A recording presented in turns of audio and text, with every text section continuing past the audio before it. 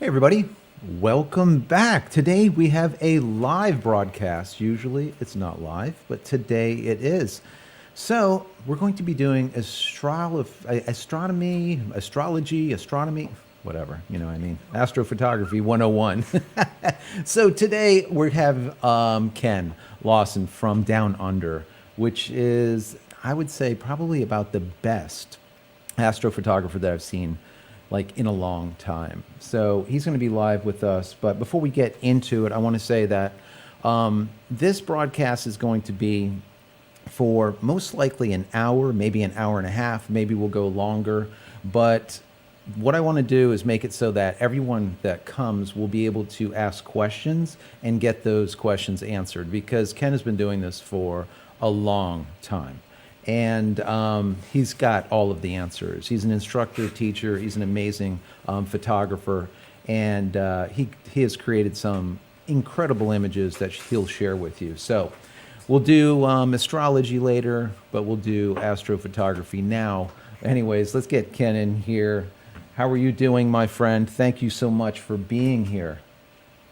Glad to be here, Joseph. It's awesome. Looking forward to helping people out on their astronomy journey. Not Oh, astrology. it's so good. I tell you, we had a conversation yesterday for a little while, and all the knowledge that you have, I'm like, I've been doing photography for, God, 20 plus years, but I do low light stuff. But when it comes to the skies and understanding positions and what goes into it, I was like, wow, this is really, really cool stuff. I know everyone here is going to absolutely love it. But like I said, guys, get those questions ready. So before we get into it, I just want to ask Ken, who exactly are you? Give like a little, elevator pitch, I guess, as far as what you do, how long So, you've been doing it, and all this type of thing. so I just worked it out almost 40 years because I started Ooh. both photography and astronomy interest when I was about 8 years old. So the first time I got to see Saturn through a telescope, my little wobbly telescope, I got to see it when I was about 8. And I was also dabbling with photography because my dad was a photographer. We developed our own black and white. I had developer and fixed it at the end of my bed when I was a young lad. I remember my dad taking out the red globe out of the room that I was going to occupy when I was a young boy. So I've grown up with interest in astronomy and photography, and just over the years it's just expanded out. Can't get enough of it. Wow. Yeah, it's not an easy thing, but then it is an easy thing. I guess it's, how deep do you want to get into it? Just like I think it doesn't matter what you do, right? It just depends on how deep and how much money do you want to spend to get in there. And a lot of people are, and myself included until we spoke, we're under the notion that, any type of astro work is going to be extremely expensive because we see these big mead, telescopes that are hooked up with like, specialty cameras, and they're 8-inch and 12-inch and 15-inch massive telescopes. And truth of the matter is, some of the images that I've seen from Ken are done with just a simple camera and a wide angle lens. I'm like, wide, really? And it's just really amazing what can be done. So, like I There said, is a huge misconception with the amount of costing that it actually costs for this equipment. Whenever I do my tours, whenever I do my education and workshops and stuff about astronomy and astrophotography, the level entry requirement is not high at all. If you spend a bit of time and a little bit of investment, you can do some amazing stuff. And then obviously that opens up the rabbit hole. You can go down as deep as you want, but yeah, the entry to level to get into it is not high. yeah, the rabbit hole, right? So that's one of the things It's that a we're big going to rabbit hole. concentrate on today, because there's a lot of folks that just want to know, like, what can they do with the equipment that they have, and do they need to buy extra equipment? And if they do, how much is that equipment going to cost? So once again, before we get started, there's a lot of people that just got in. I'm going to probably do this throughout this hour, 2 hour, hour and a half, and maybe like every 30 minutes, I want to kind of introduce Ken again, let you know what's going on. So basically, this is going to be astrophotography 101, how to do it on the cheap or affordably, which I think is very, very important, and a lot of people are going to want to know what that is. So don't forget, ask those questions, because those questions we're going to get to, and we're going to watch this the pop-out window here with the chat continuously. So I'll let you get into kind of the basics of 101 and what goes into it, and maybe we'll show your screen as we go here.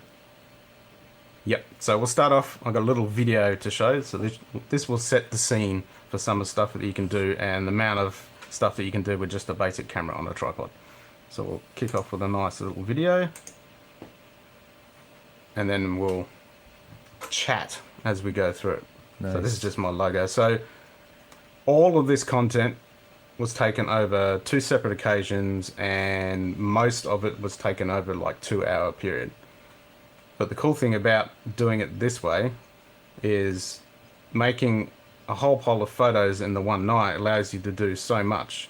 So you can do the time lapse, obviously, but then you can take out the stills, you can do stacking, you can do star trails, you can do blending, you can do so many different things by taking a whole pile of images. And these are just camera on a tripod, nothing special. Wow, that is beautiful, beautiful. And that is the Milky Way, right? That is the Milky Way, and this is pointing due south. So unlike in the northern hemisphere, we've got Polaris, where you want to point north to get the same effect. This is pointing due south to the south celestial pole, and those 2 little clouds there, like we talked about or you talked about with Sean before, they're actually galaxies, and we'll discuss them a little bit further. But those images that I took with the time lapse, now I'm turning it into a star trail video effect. And this is using free software, which we'll touch on a bit later as well. That is beautiful. So you don't need any fancy software and equipment to do any of this work. Wow, look at that. That's amazing. Yeah, we are pretty privileged out here in Australia. If you get out of town and the cities, you get some pretty good skies. Yeah, so one of the things while this video is rolling comes into mind is light pollution. And a lot of people think that they are not able to get really good night skies with all of the light pollution that they have in their specific location. And it is it is a problem, but there is a way around it also, right? Yes, there's actually multiple things you can do. Obviously, you can move to a location away from the main effects of the light pollution. You can change your camera settings and how you're actually shooting the sky, but you can also put in clip-in filters into your actual camera that'll cut out certain wavelengths of the light pollution that you want to get rid of. And they're little clip-in filters that go between your lens and your camera body. And that can cut out a lot of the light pollution. Gotcha. And for that type of filter, what do they run? Just an idea, because we all want to know numbers, right? Yeah, I can't tell you off the top of my head. I know there's a few range of them. Astrometric, they do a clip-in filter for cameras for pretty much every camera body. We'll look at some of the prices later for other things, but those I couldn't tell you because personally I don't need to use them if I get out of town. Yeah, because you're in like pitch black. You have the absolute perfect skies for doing this for the most part. I think you were saying you were a few miles away from an airport. Now that's pretty bright at night, but still it's not bright enough, let's say, to have anything, to worry about it, so to speak. So, but those are absolutely beautiful. That's right. That's a nice video to actually be able to see. We do on the northern hemisphere have Polaris that we can line up and dial into so that everything is circulating around one hub, one spot. Whereas you guys don't have that down on the side. No, we don't have this what do you lovely point big at? bright What do star you do? that you can just point to. So, but we actually, those little clouds that we got that you saw in that time lapse, we can actually use them to kind of get us in the right position. And then there's free software that you can use to obviously show you where the South Pole is. So we have to do a little bit more work than you guys with just your one little star. Right. So what camera are you currently using? And for like doing some of these shots, I want you to pull up like a couple, if you would, of the images, and I'll let you kind of get into it a little bit deeper. And this way we can get an idea of like some of the shots that you can do, for a really affordable amount. And that's always that's what I get a lot. We did something with Sean a couple of weeks back, and he was on here. It was really awesome about astrophotography. And it just turned out absolutely great. Everyone loved it. So I said, you know what? Ken here, just so you know, while you're working on that, Ken here is the moderator over on our Creative Discord server. So if you guys have not been over to the Creative Discord server as of yet, I'll throw it up on the screen here. Go over to community.JCristina.com. Once again, it's community.JCristina.com. Join that Discord server. If you go to Astrophotography, that channel in the server or on that server, that's his area. He is the moderator there. So after this, if you have any specific questions, you can always go there and ask them. But for now, for this hour, 2 hours, whatever we're going to run this for, you can ask your questions here and actually have them answered live, which is awesome. Absolutely awesome. So let me go full screen you so you can see what's going on over here. Wow, what is that? So everybody probably remembers the awesome comet that you guys had in the northern hemisphere, Neowise. This was our epic comet a few years back that came over Christmas and New Year's. This was a quick, one single shot taken early hours in the morning just before the sunrise. This was Comet Lovejoy. Epic Wow. comet, and I'm itching for the next comet. Comet Lovejoy, which we didn't get a really good viewing of, unfortunately. These are pictures of comets through a telescope, which we'll touch on later. I just want to get back to the beginning. Scroll through some pictures. Oh my goodness. So Look this at those- picture, look at all those you pictures. talked about on Wow. on Sean's stream. And you guys were talking about the pollution of satellites, like what Elon Musk is doing with Starlink. Right. Now, this isn't actually a satellite. This is actually the International Space Station. That's amazing. So this shot I waited 8 years to actually get, because for it to actually appear perfectly over the center of the moon at exactly the right time in my location, it's not a very common occurrence. This happens all the time, but you have to be in the right place at the right time. Right. So I waited 8 years for it to happen in my own backyard to be able to make this happen. And it took less than a second. And I was about 4,000 frames per second that I shot this at. And it took less than a split second for it to cross in front of the face of the moon.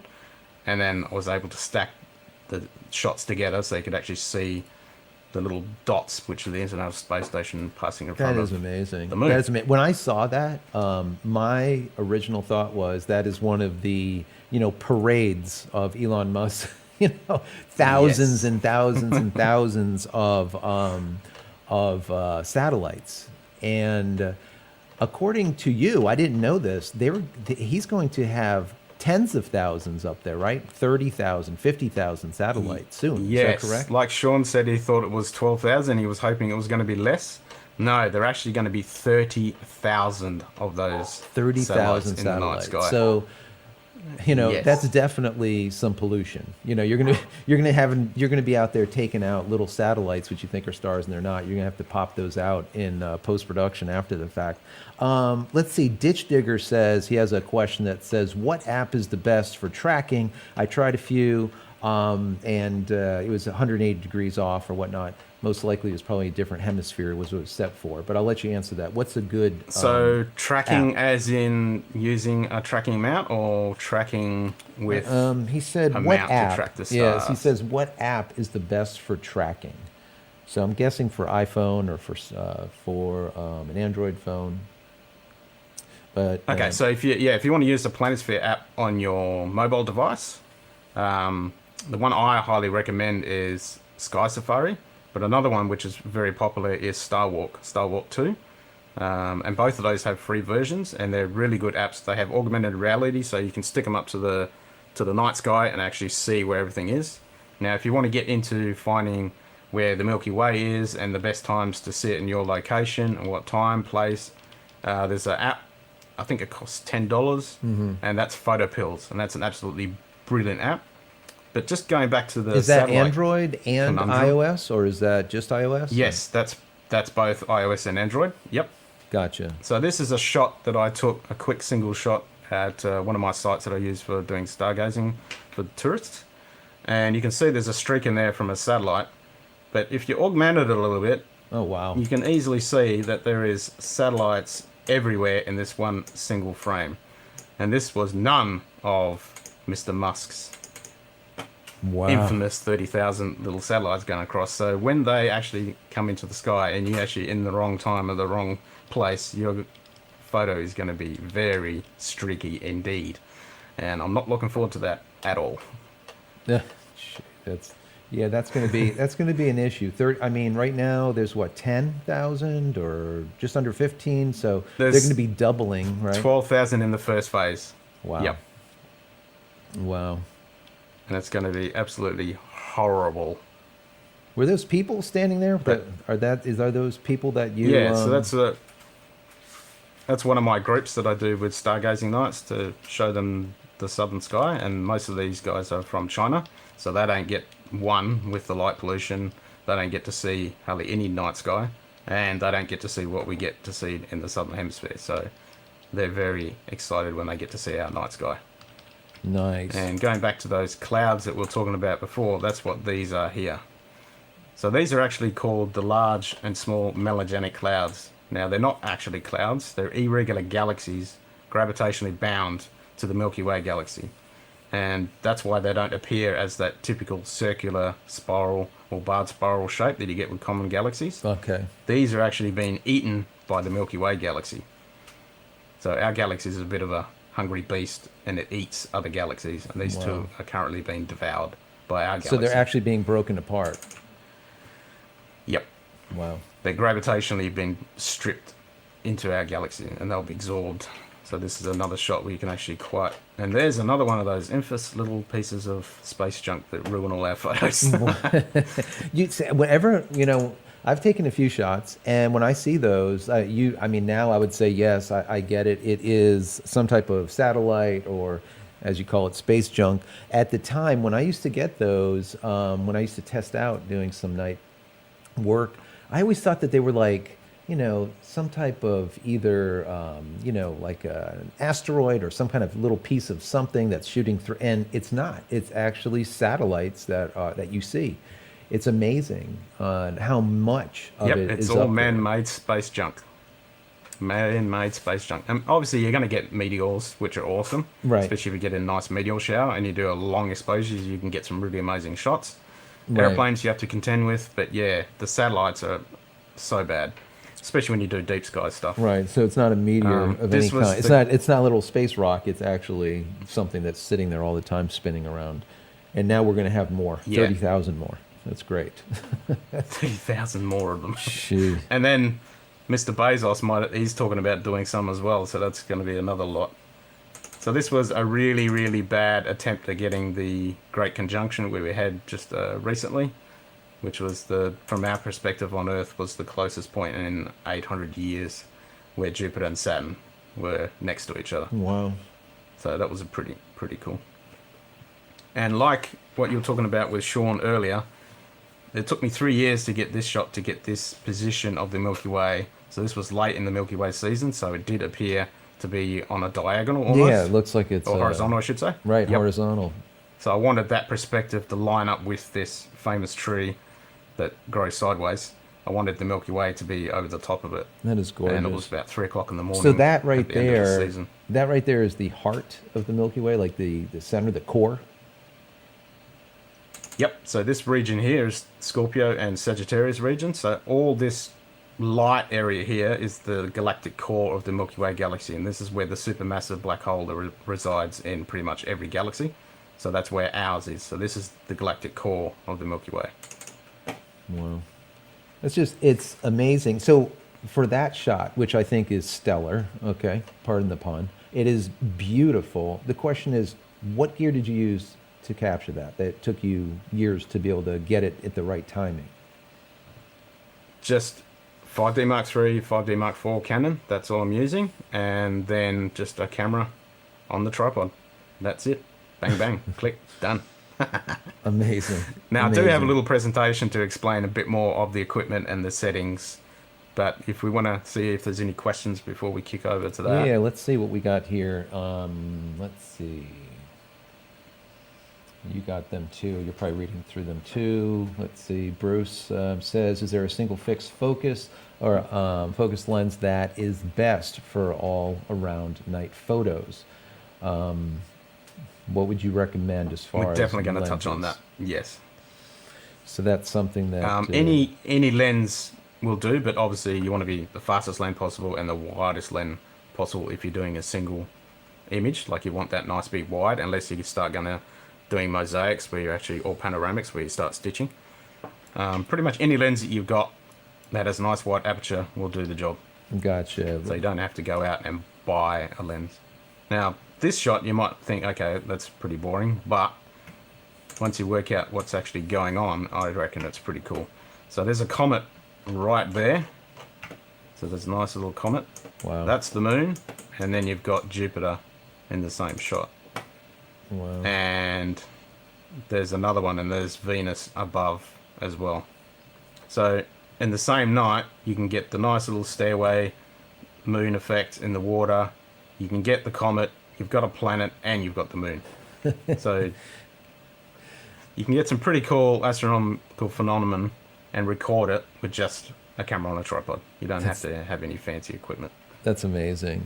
That is amazing. Bob V says, I believe SpaceX is coating their Starlink satellites with black coating to reduce light reflection. And yes, we're hearing the exact same thing. They're using some type of matte coating that will be gray black, I believe, so that it will not reflect as much light. So that will definitely be helpful for sure. I mean, but that will be their Gen 2, like their next batch. Is that correct? I think so, at least.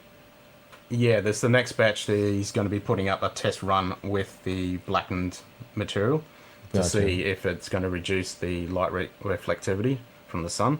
But even if that does occur, if you've got 30,000 satellites up there and you're Yeah. taking a deep sky image, you're going to have all these black streaks going through your image. Right. Which can be negated with stacking and stuff like that. But yeah, however it is, it's not going to be much fun. Yeah, it kind of For us exactly. It guys. kind of is what it is, and they're going to end up with more and more and more. Starlink is pretty cool because if this does go through as the way they were talking about it, Starlink to me is kind of cool because in my location I really do not have great internet. So if we were able to get here Starlink, I've already put in as a beta tester, just so you guys know. If that does Awesome. work, I'm going to do an entire, show just on Starlink itself. But I've been in there for like 4 or 5 months since the very beginning and still nothing in my location. And it has to do with where those, what is it, geosynchronous, whatever they are, those low orbiting satellites orbit, yep. are rotating to see if I can actually get it. So hopefully we do. And some people that are getting those uplink, those speeds are like crazy speeds. They're like, I wouldn't say gigabit, but they're at like 400 meg or more. I mean, really, really nice speeds. And then the uplinks are extremely fast also. So that would be good. Yep. That would be really good. Just like anything else, there's always going to be sacrifices made. And here with astrophotography, the sacrifice is going to be seeing those lines.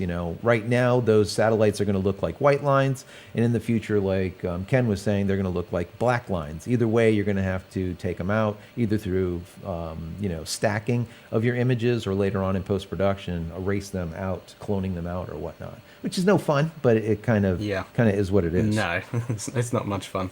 And also, that's why they having to have 30,000 of them to be able to do the coverage around the globe.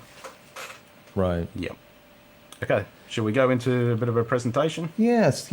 Let's see. You know what? Before you go into a presentation, I just want to say that if you just joined us, because we're going to be going on for a while, we've only been going for about 20 minutes. Every about 20 minutes or so, I'm just going to kind of reintroduce Ken. We have Ken. Matter of fact, if you could put yourself full screen, you're tiny over there. There he is. So this is Ken.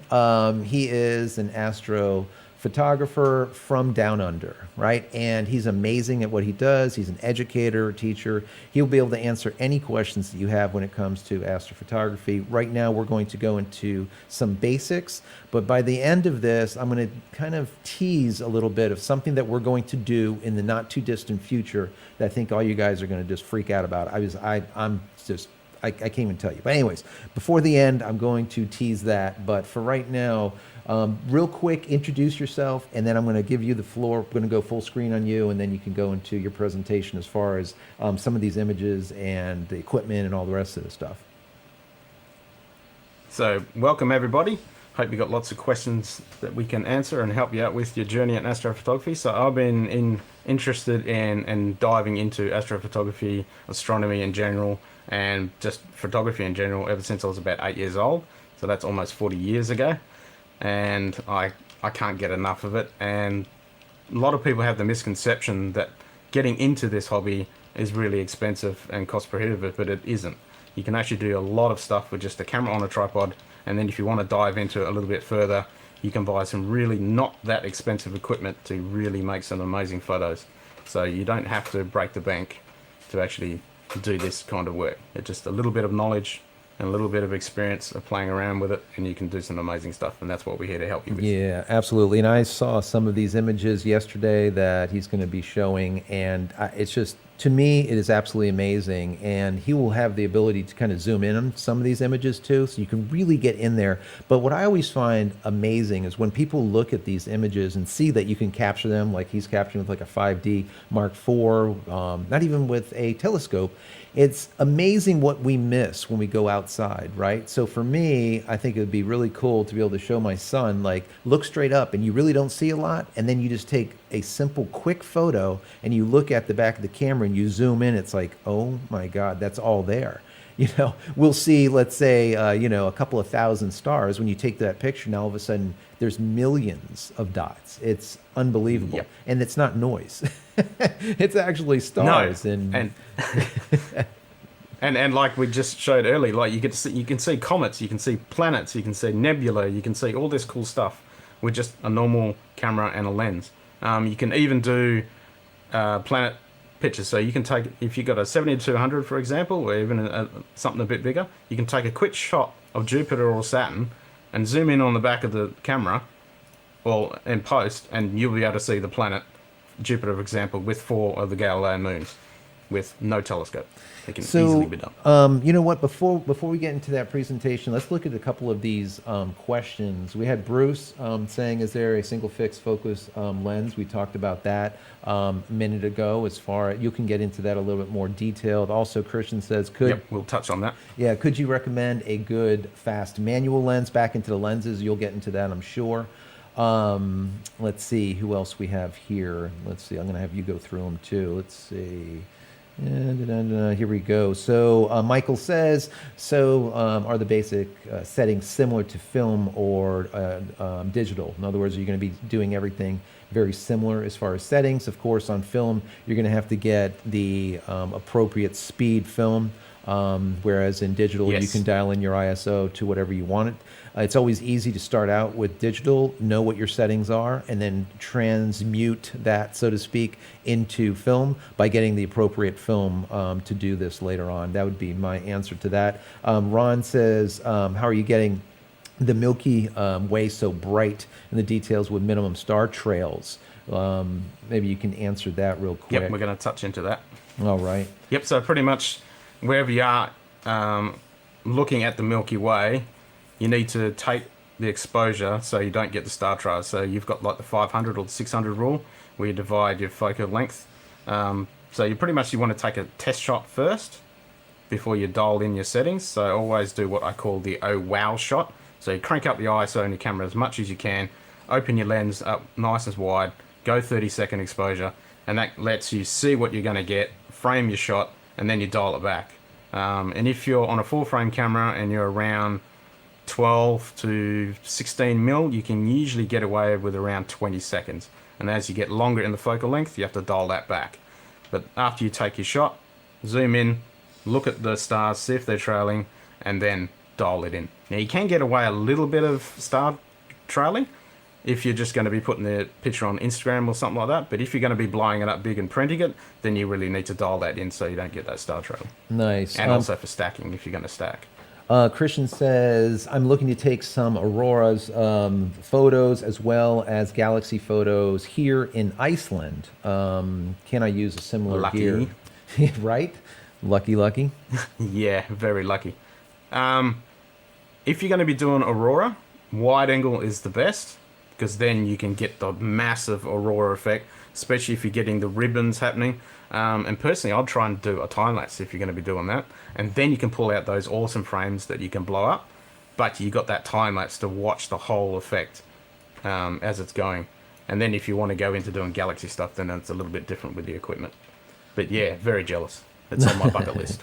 Nice. Let's see. Dolph Wolfian Photo or Photography says, how do you focus when it's pitch black? The sky is pitch black. Yep, we're going to touch on that. We're definitely going to touch on that. Quickly, Awesome. If you're using a normal lens, and most people say, okay, I'll just set it into infinity, you can't do that because the motors actually have a click stop past infinity. So if you set your camera to infinity on the lens, it'll be actually past it, so it'll be out of focus. The other way some people say is focus infinity during the day and then tape your lens up. That's another way. The easiest way, pretty much every camera these days has a live view. You live view on the brightest star that you can find.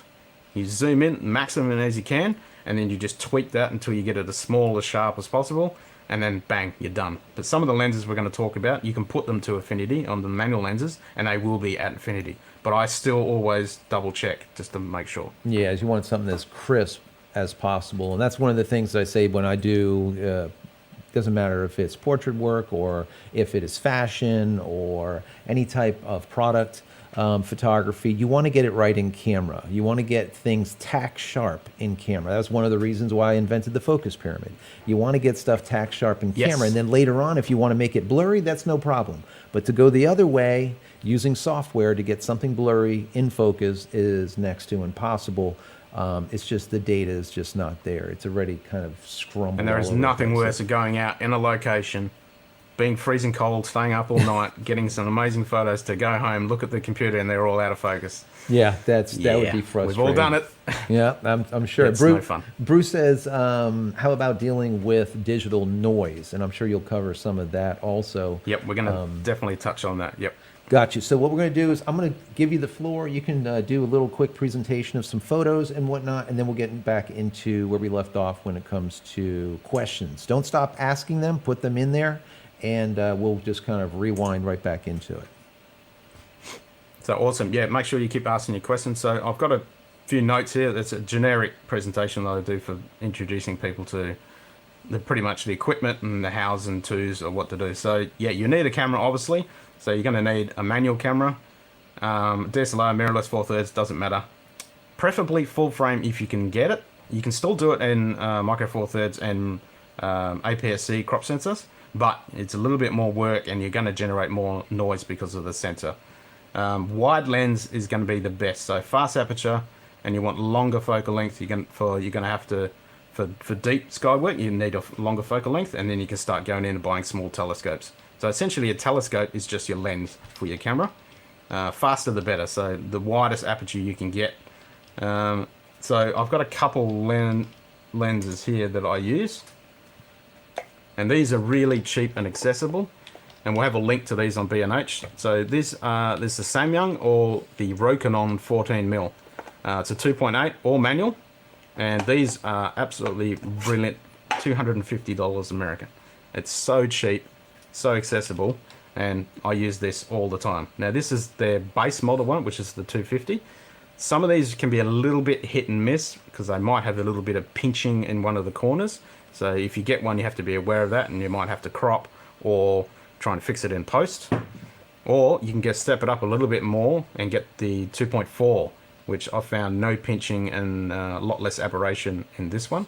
And then if you really want to step it up, you can go to the Samyang 14, etc. But these guys also do a 24, and I think they do a 28 as well, which a lot of people like because they have a lot less distortion, chromatic aberration, all those kind of effects. And if you're picking up one of those lenses from B&H, that's one of the things that's really great about them is if there's a problem with a lens, you can always return it to them within X number of days. Yes. And have it swapped out. Because if you get 3 copies of the same lens, you will notice there will be difference. Like you said, pinching, you'll have some barreling, there'll be some issues in the corners in some lenses, and that goes for even high-end glass, like Sony, like G Master glass, or Canon L glass. It's professional glass. You're going to have variances from lens to lens to lens. Matter of fact, that's why a lot of people that use DSLRs, they calibrate their camera to their lens because every lens is different. None of them are exact.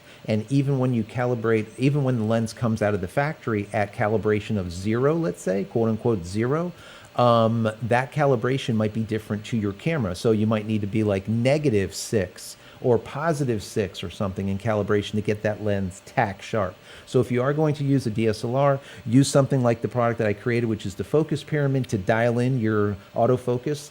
And even if you're going to go manual with it, it's always good to be able to do that to get your, let's say, get the most out of your lenses. In this situation, we're most likely going to be manual because you're going to dial it into the exact amount just below infinity or close to. But it's always nice to be able to get that autofocus just right. And if there is a problem and you notice the problem right away, send it back to B&H. They'll send you out another copy, and you might need to go through 2 copies. And what I've noticed too is some of the third-party camera and lens manufacturers, you'll get problems with some of the lenses a lot more. So let's say out of 10 lenses from maybe a third party, you might get 2 that are bad. Whereas with the Canon or Nikon or proper glass, you're looking at from the manufacturer, maybe 1. So there is going to be a little bit more, let's say, churn when it comes to it, and you have to look at them. So definitely look at those lenses and send them back if you need to. Anyways, I'll give that back right to you. I want to say, Long Rider, thank you so much for the super chat. Really appreciate that. Thank you so much for being here.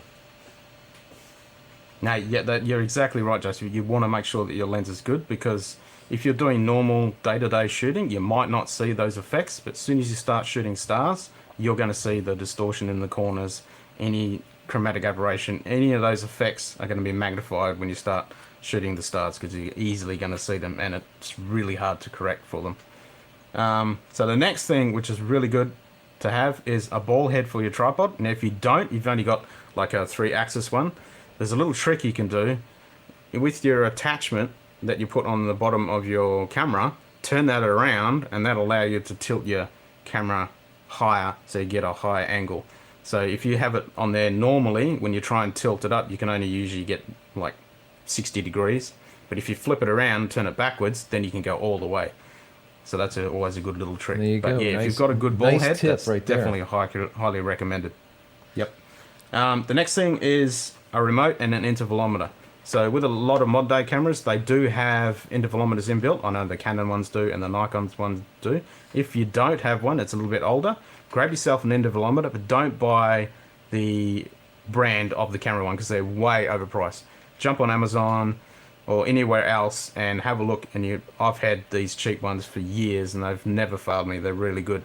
And another little extra bonus trick, grab your tripod, grab some Velcro, and stick it on some of the legs. So when you've got these things like this, the last thing you want to do is plug it into your camera and have it dangling around and banging, falling out. Put a bit of Velcro on there and you can stick it onto the leg. And then if you've got any other accessories, then you can stick it onto the tripod leg, and it saves you a lot of hassle. Nice. And going with the remotes, a wireless remote, don't use one of the ones that you have to have line of sight. Get a radio wireless one, and then that allows you to walk way away from the camera, and then you can do some really cool selfie effects. You can do some cool lighting effects with the remote. And the next thing, which I think for me personally, this is the #1 thing that you should buy when you start doing nightscape and astrophotography, a red LED lamp. The last thing you want to be doing is fumbling around in the night with a torch, your tripod, your camera, your lenses, all this stuff, and falling over and breaking your leg. Grab one of these, it frees up your hands, you can look at the back of the camera, you can use it to light your objects when you're doing light painting. These are so important. So many people I've seen come out with a torch trying to put it in their mouth and change their settings, and it's such a nightmare. Grab one of these, stick it in your car, have one in your bag, have a spare one at home. Can't recommend these enough. And the other trick with these is make sure that you get one that doesn't go from white to red. So if you're in a light adapted, so you've been out there for a couple of hours and your eyes are light adapted and you're looking at everything and observing the stars and get some really good shots, and then you suddenly blind yourself with the white light because you wanted the red and it went straight to white. So this one, I can click it straight onto red, and then I have to do a long press to actually turn it to white. Or if you've got one that's got a switch that goes left to right to change it. Don't get the one that you have to go through 5 settings to get to the red. Nice. And then what we were talking about earlier with the photo pills, planisphere, grab those on your app, so that you can go out there and immediately find Polaris. You can find the South Celestial Pole. You can find where the Milky Way is, and you can do all those things, and you know exactly where everything is. We're not having to try to work And it out. Now one with of the the other, torch, one of the other websites that you told me about yesterday that I think that everyone should take a look at, that I think is, I was like blown away that this is free, is they have a web version, and that is, let me see, Stellarium, I think it is. So if you guys go to Stellarium. Yeah, I've got a Stellarium, slide there you go. for that, but that is awesome. Yeah, So you know what? if I'm you going want to to put that. download it now and have a look at it, Yeah, I'm gonna put the Stellarium.org. URL into the feed here, so you guys can check that out. So you can download that software, or you can use the web version, and then it goes to like I think it's web.stellarium.org or whatever. But anyways, if you go there, it will give you a ton of information basically for free. If you do not want to use your iPhone or your Android device, but it's always good to kind of plan things out beforehand on your computer using a piece of software like this. And then once you're in the field, obviously you want to use your phone. So you want to complement, right? You want something on your computer, but then you want something that's really good also for in the field. So I'm sure Ken will get into that. That's exactly what I do. That's exactly what I do. Yep. So I always have Stellarium ready to go, so I can check what the moon's doing, where the Milky Way is going to be. You can load up comets in there, so you can see where the comets are going to be. You can see where the galactic core is. You can see, when sunset, sunrise, all those cool things you can plan out ready in your comfort of your home, and then take your mobile to dial it in when you get there. Absolutely, Nice. Can't recommend Stellarium enough. It's absolutely brilliant, and it's free, and it's multi-platform as well. Doesn't matter if you're on Linux, or Windows, or Mac. So the next thing is for your light painting, a torch. Now, when you get your torch, a lot of torches will have a hotspot in the center. This one from LED Lens I really like, because you can actually change the angle of the cone. Plus, when it's wide, it has no hotspot. It's completely flat.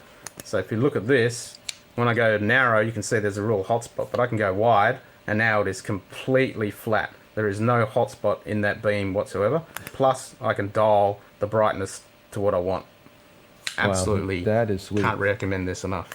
Yep. Plus, it doesn't have any of those normal flashy, boring things. It just has bright, middle, and bright, and you can go wide, and it's absolutely brilliant. Nice. Then the other thing for light painting, which is, as well as I've used this many, many times for light painting, and another trick is let the batteries go flat. So it's not as bright, and it's a not more softer light. And when you do light painting, you want to do it nice and quick and smoothly. But one of these, I know you're going to be talking about these things, are absolutely awesome.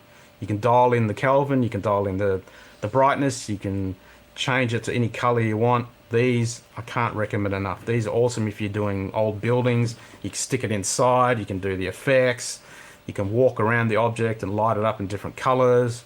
These are absolutely brilliant. And there's quite a few of them out there now. Yeah, actually, it's funny you brought that up. Not like a plug, but this is the one that I'm going to be testing out. And it is called the F7 Mini RGB LED light. It's by, I think it's Pocolite, I think. Anyways, this is what it looks like, and we're going to be doing a test on it. It's still in the box, as you can see here, but I'm getting a lot of good feedback on this, and that's why usually companies will send me stuff just out of the blue to test out, and then I end up sending it back or whatnot because I just don't have time to test all this stuff. But this one, they said they were going to send to me, and hearing a lot of really good things on it, I said, you know what, I'm going to give it a try, and it might be something really good. But I will be doing that review coming up soon, so watch for that. This FS Mini is what it's called. So hopefully, or it might even be similar to what you have, right? Yeah, this is one of the first guys. This is the Boiling PI. Oh, okay. And I know Aperture bought some out as well, but yeah, I can't there's recommend. there's I've a got lot of 3 or those 4 out of there these. right These now. are great for general photography and doing light painting. Absolutely. So the next thing, make you sure know what? you've got your spare let me just memory cards. 1 second before you go any further. Let me just do a quick introduction Yep. one more time, because we got a bunch of new people that came on, about 20 new people. So we're doing today Astrophotography 101. Ken is here. He's amazing from down under. He does astrophotography. He teaches. He's an educator. And today is going to be all about astrophotography, how to do it, let's say on the cheap, but with the understanding of what you can actually make, what you can see, which is simple equipment that you already have, and then to add to that a little bit more equipment if you want to get a little bit more, let's say, down the rabbit hole, and it won't cost an arm and a leg to be able to get some amazing pictures. Now, Ken's going to be showing some of those amazing pictures really soon. So he's doing a presentation right now, but before he does get back into it, I want him to introduce himself again, just a short little elevator pitch, just in case you guys just started watching. So, Ken, it's all yours. Yep. So, g'day everybody. Welcome along, and I hope you're excited to get your camera out there and stick it on the tripod and get some out in the night sky and get some amazing photos. So, I've been doing this on and off for almost 40 years. The first time I ever got to see Saturn through my first little telescope when I was 8 years old and playing with film cameras with my dad back in the day. And when I realized when digital came around that you could put those things together, my passion for astronomy and photography, I was like, ooh, this is a whole new different world. So, yep, I'm in all feet, all hands. Absolutely love it, and I love sharing it with people and getting them on their own journey. Awesome. Okay, so we'll head back to our presentation. So make sure that you have your spare batteries, and not only spare batteries for your camera, but your spare batteries for all your other accessories like your torches, your intervalometers, all those bits and pieces. The last thing you want to do is drive all the way out to a long distant place and find you've got a piece of equipment missing and it's ruined your whole night. I've done that and it's not much fun. And if you've got an external supply, try and use that if you're going to be doing time-lapse, because it'll chew up your memory, your power of your camera quite rapidly, and you don't want to be through an awesome doing a 4-hour, 6-hour time-lapse and run out of battery. There's no fun. Cleaning cloth, we're going to touch on that in a second with these, because there's nothing worse than when you go out and you're getting some great shots and the dew starts kicking in and your lens is fogged up and you have to use your t-shirt and you're scared of scratching your lens or whatever. So make sure you take some cleaning cloths and bring multiple ones so you can wipe your lens. And if the dew and humidity is going to be really bad where you're going out shooting, you can buy those chemical hand warmers. You can buy them in any camping store, and you can actually grab an old sock, cut it in half, wrap it in that and put that on your lens. But I did find recently that you can buy these USB lens warmers, and they're really cheap, inexpensive, and then you just use like a phone pack, grab the Velcro, stick it on there, and then you can whack this on your lens and it'll warm it up to keep the dew off. There is nothing worse than having a time-lapse ruined by dew. I've had that happen multiple times. If you're going to be doing time-lapses and you've only got a certain amount of memory, take your laptop while you're sitting there waiting for your time-lapse to take its shots, and you can be offloading those images, having a look, see what they're doing. That's always a good thing to do. And make sure you bring warm clothes and bring spare clothes. It might be warm where you are at home, but as soon as you get out into a remote location and you get in trouble when it's really, really cold, there is nothing worse than being stuck out there and freezing. Bring food, drink, insect repellent, book, chair, all those things to entertain, because you don't want to be sitting there waiting for you and you go, oh, I'm freezing cold, I'm bored, I'm hungry. It doesn't make the journey and the experience much fun. So you want to have the best time you can while you're out there taking these images. Absolutely. Make sure, like, we know what this stands for. Prior preparation prevents performance. So you want to plan your shoot. You don't want to be driving around in the middle of the night trying to find a tree in the paddock somewhere in the pitch black to try and get a photo. I've done that many a time. So when you're driving around, if you're driving somewhere, even if you're going to work and you spot something on the side of the road and you go, oh, that would look pretty cool at night time. Remember it, take a picture with your phone, it records the GPS information, and you can have a catalogue of things prepared so that when you think, okay, it's a perfect night to go and take a Milky Way shot, for example, I've got all these locations in mind that I can go out and venture and have explored them. So scout out these locations and get to know them during the day. You don't want to be walking to a location and didn't realise there was a hole there and you snap your ankle while you're out there.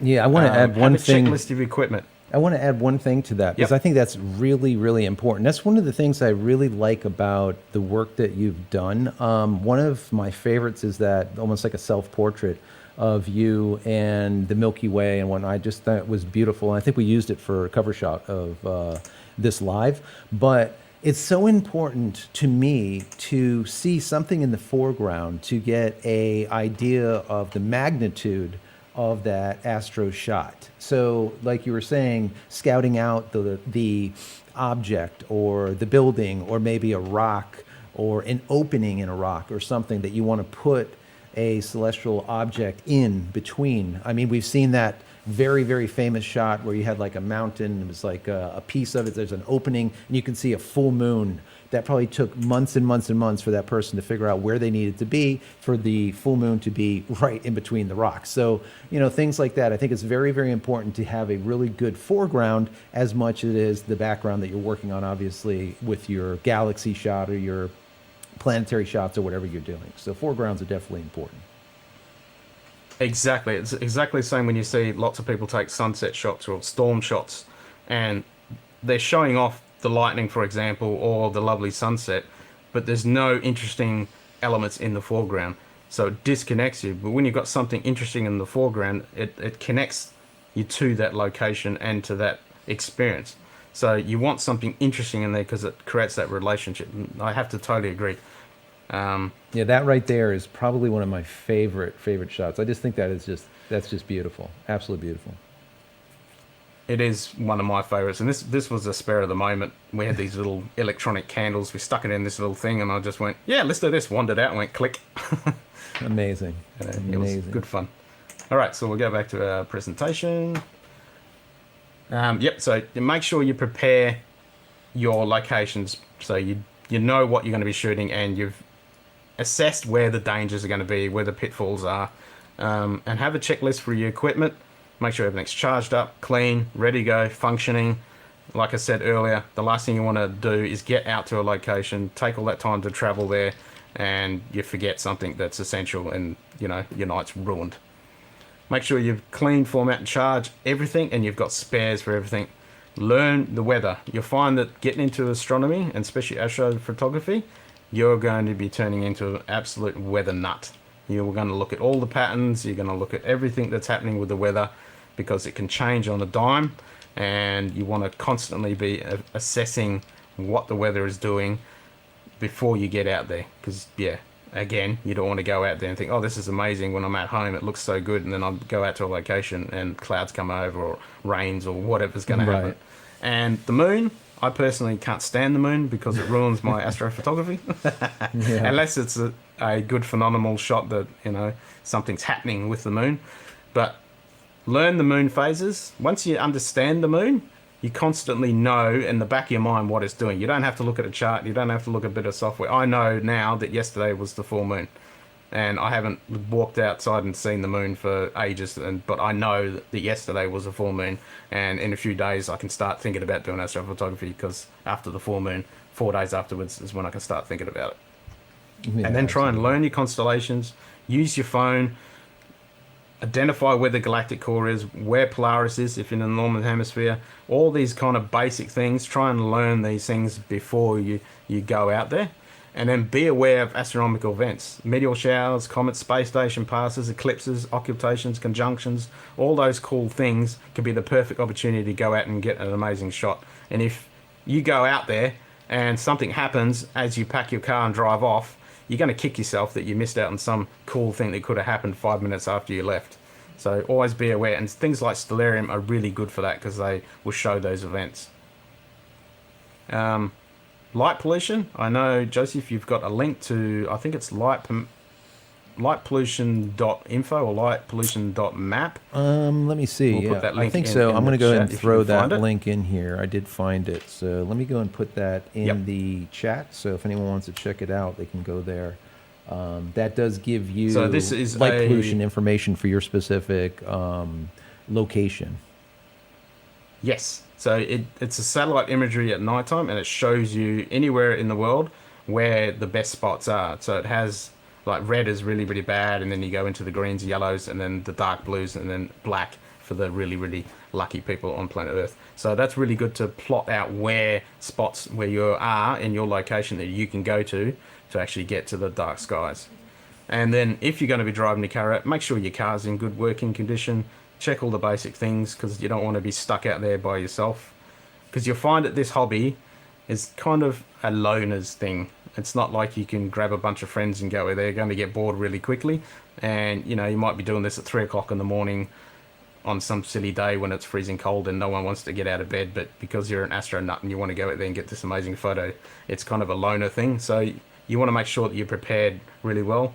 Grab a first aid kit, have it with you, make sure it's updated, and have an emergency plan. If something does go wrong, is your phone going to work where you are? How am I going to get out of this situation? And have a backup plan. And also tell somebody where you are going. Make sure that somebody knows where you are. So if you don't come back, when you say you're going to be back by sunrise or you're going to be back by midnight and you don't come home, then they can raise the alarm. Yeah. Because I've had some pretty scary situations when I've been out by myself, and you don't want to be in that situation.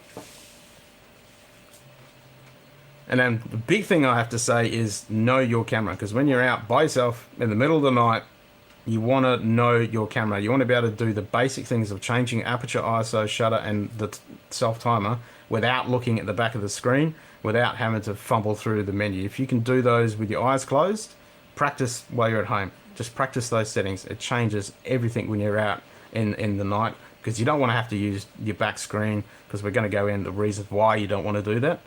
And you want to make sure that you're able to do everything in manually, because everything that you normally use in daylight photography doesn't work in the middle of the night, obviously, Right. like autofocus and all that stuff just doesn't work. You want to shoot raw to get the best dynamic range. You want to make sure that your white balance is just set it to daylight. Don't worry about changing it and mucking around, but we're going to be shooting raw. Turn off your image stabilization. If you've got camera in-body stabilization, turn all that off. And then make sure that you're wide as possible on your lens. Now, some lenses, it does benefit to step down a couple of stops to get rid of vignetting, chromatic aberration, depending on your lens. But you want to be as wide as possible. Let me jump in real quick. Shutting off your stabilization. That was one of the tips in that ebook that I came out with, 10 tips to making tack sharp images. If you guys want to go and check that out, go over to jcristina.com/ebook.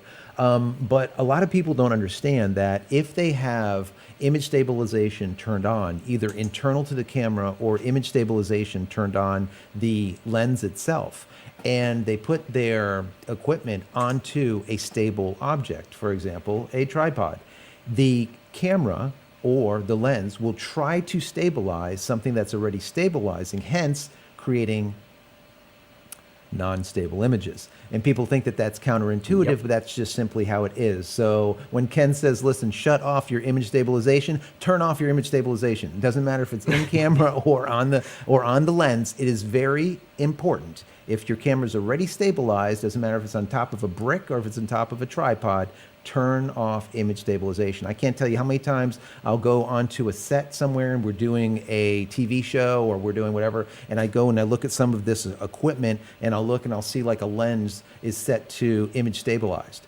It's just stupid, right? It's already stabilized. You don't need that. So shut that off. That's absolutely a great point. Thanks a lot there. Because I had to put that through because some people they don't get that, and sounds counterintuitive, but it is what it is. Yep, it's one of those ones you really need, because as you said, it is constantly fighting, trying to stabilize your equipment. And if you stick it on there, it's still trying to do it, even though you think that it's actually going to help you. No, it's not. And make sure you always double check that stuff's turned off, because if you go out and shoot during the day and you turn it on and then you go out in the nighttime and you're in a rush and you forget, your shot's ruined. So that's where that checklist comes in. Have those little checklists so you can say, okay, I've turned that off, and then you're ready to go. Next thing, we go back to our slide. So as we're talking about manual focus, so autofocus is not going to work. So I find the best and easiest way to do it without trying to set your lens or make sure it's past infinity or before infinity is just to find a bright star and then live view, zoom in, just punch it into as much as you can, and then just tweak it backwards and forwards until you get that sharpest point, and then don't touch it. Now, you might have to go back and reassess it. If the temperature is going to be shifting, if the humidity is going to change during the night, you might have to go back and tweak it. But I want to most of the reiterate time what you can said get away with it. earlier, Ken, for people that are just coming in with us. The reason you do that, most Yep. people will think that you turn your lens to infinity, and now all of a sudden you're going to be able to take shots of the sky, look at stars, and everything's going to be correct. And that is 100% not the case. And like Ken was saying, sometimes your infinity is just after infinity where it's sharp, or possibly just before infinity where it's sharp. So, like Ken was saying earlier, you can dial that in before you go out during the day and then tape it up. Or like he just said just now, you can go out there and just simply go into live view, zoom in maximum on your screen, and then get that star pinpoint, razor sharp, and then that is your true quote unquote infinity, and that's where you need to leave it. So keep that in mind. Don't just whack it over to infinity and think that everything's going to be sharp, because you're going to be sadly disappointed when you take a look at those images in post-production where everything is blurry. So back over to you. With the old manual lenses, before the days of digital and autofocus lenses, they were. When you dialed it into infinity, it was locked into infinity. But since the invention of autofocus motors, the motor has to go past infinity, otherwise it's not going to hit infinity, and you're going to burn out your motor in the lens. So that's why the setting that's on the actual camera lens is never actually at true infinity. So if it is a manual lens that is true infinity, you can check that and make sure. But yeah, as Joseph said, don't rely on that. Dial in on the back of the camera, and then if you know that when you look at it, it's set to infinity. But even though I know that this, when I set this infinity, is infinity, I still zoom in on the back and double check. Always double check. Okay, so noise reduction is a big hot topic. So you've got two types of noise reduction in your camera. So you've got long exposure noise reduction, and because we're going to be definitely doing long exposures, 10, 20, 30 second exposures, you're going to be generating a lot of noise, and the camera recognizes that, and it actually takes another exposure of the same time of length, and then in the camera processor, it deducts that from your light, what they call the light shot. So if you're taking a 30-second exposure, it's going to take another 30-second exposure and then deduct that. But it never does it very well, because it's a small processor, it's not very smart, and it's going to make the photo pretty bad. Plus, you're doubling your exposure time. So you want to turn that off, and you want to turn off high ISO noise reduction. Does the same thing. So both of those you can do better in post with your software choice, and also third-party plugins. Plus, doing things like stacking, jitter, and a few other cool effects, you can actually get rid of a lot of the noise. Mirror lockup is another one if you're going to be doing long focal length, especially with when you're really getting in there and you're only doing a short exposure, and you're not using a tracking mount. You want to reduce that vibration, because you're magnifying every imperfection in your system by doing astronomy and doing a long focal length. So if you can reduce even the mirror flop, if you're using a mirrored system, do that, and make sure you format your memory card in the camera before you start shooting. That's Absolutely a common basic. Yeah, we have a question that came through from. He said, Sean said, "Is there a free time lapse software for processing?" I think you're going to get into some of the software that can be used for processing in a few minutes, right? Yep, we're definitely going to touch on. There's lots of really good software out there for doing the processing, and you don't have to chuck in lots of money, which is really cool. And a lot of community goes in there with this open source software and helps everybody. There's so much cool software out there to be able to do this stuff. Awesome. So the next thing is you want to, if you don't have a lens intervalometer, is to use your 2-second or your 10-second timer. So you can just use that if you're just doing a single shot. Because as we said earlier, you're going to be magnifying everything. You want to reduce all that vibrations, because you want those stars to be sharp as possible. So use your timer. Mine's always set on. I even forget half the time when I'm taking a shot of someone and this I was like, oh, wait, hold on a sec. But as you practice, you can change that in a split second. You don't have to fumble around in the middle of the night and do that. ISO, you want to try and get, we're going to talk about signal to noise ratio in a minute. You want to get the ISO to be able to get as much of the starlight as you can, but you don't want to get so much that you're introducing so much noise or you're actually blowing out your shot. So pretty much, depending on your camera, around the 3200 to the 6400 is usually the sweet spot. Me personally, I usually sit around 4000 for my 5D Mark IV with my lens and my light conditions. That's usually where I sit, but that changes depending on what I'm actually shooting night to night. So the 500 rule is a guide for shutter speed and to minimize star trailing. So you divide 500 by your focal length. So for me, for example, with a 14mm on 4 frame, I can realistically get up to 30 seconds, but I usually do 20 seconds for those pinpoint stars. Now you have to change that a little bit if you're using a crop sensor, but always check the images after you're taking your shot to see if they're sharp and you've got star trailing. Okay, next one. This is really important. Coming back to that person that asked about the noise, this really, really does help. Everybody's cameras these days have all these flashing buttons and blinky lights and all these screens going on with all this information and stuff. You don't need any of it. Turn off your preview screens, turn off your GPS, turn off your Wi-Fi, turn off everything that you do not need because it is generating heat. The electricity is running through that camera to have that screen light up. It's heating the camera body up. It's creating noise in your images. And as I said earlier, do the test shot. Widest aperture, highest ISO, longest up to 30 seconds. Take that shot. It's the oh wow shot. I love it when people, for the first time, they've never done a nightscape shot, and they see all that amazing Milky Way, all the stars or whatever they're shooting for the first time, and that wow shot on the back of their screen. And once they've got over that, then they can dial in their settings, but it allows you to frame up and see what you're actually going to get. So absolutely, always and try and do the wow shot. That's it's good for the focus. It's good for composition and everything. Yep. Absolutely, and that's one of the things that we've always talked about on this channel is signal to noise ratio, and then of course heat. And the heat being the bane of all electronics, and especially with camera gear. That was one of the reasons when the Canon EOS R5 was being pre-announced, and they said they were going to do 8K on it. I said that, well, if they did 8K, if you don't have an exhaust and an inlet and a fan in there to dissipate that heat, you're going to end up with problems. It's going to be overheating and whatnot. Well, the same thing holds true when it comes to your sensor and noise. The more heat that you have that's not dissipating out of the camera, the more heat in the camera, the more noise will show up on your images. That's just the nature of the beast. That's just the way it is. Some cameras produce more heat than others, so it is something to keep account of and make sure things stay as cool as possible for as long as possible. Really quick question before you go any further. Sean, he says, hi Ken, I've been using the Rokinon, the 14mm, 20mm Rokinon, and a Canon 24-105 for 3 years, and he's interested in the Sigma 14 to 24 f2.8 for his 6D. What are your thoughts on that wide angle zoom, the 14 to 24 2.8?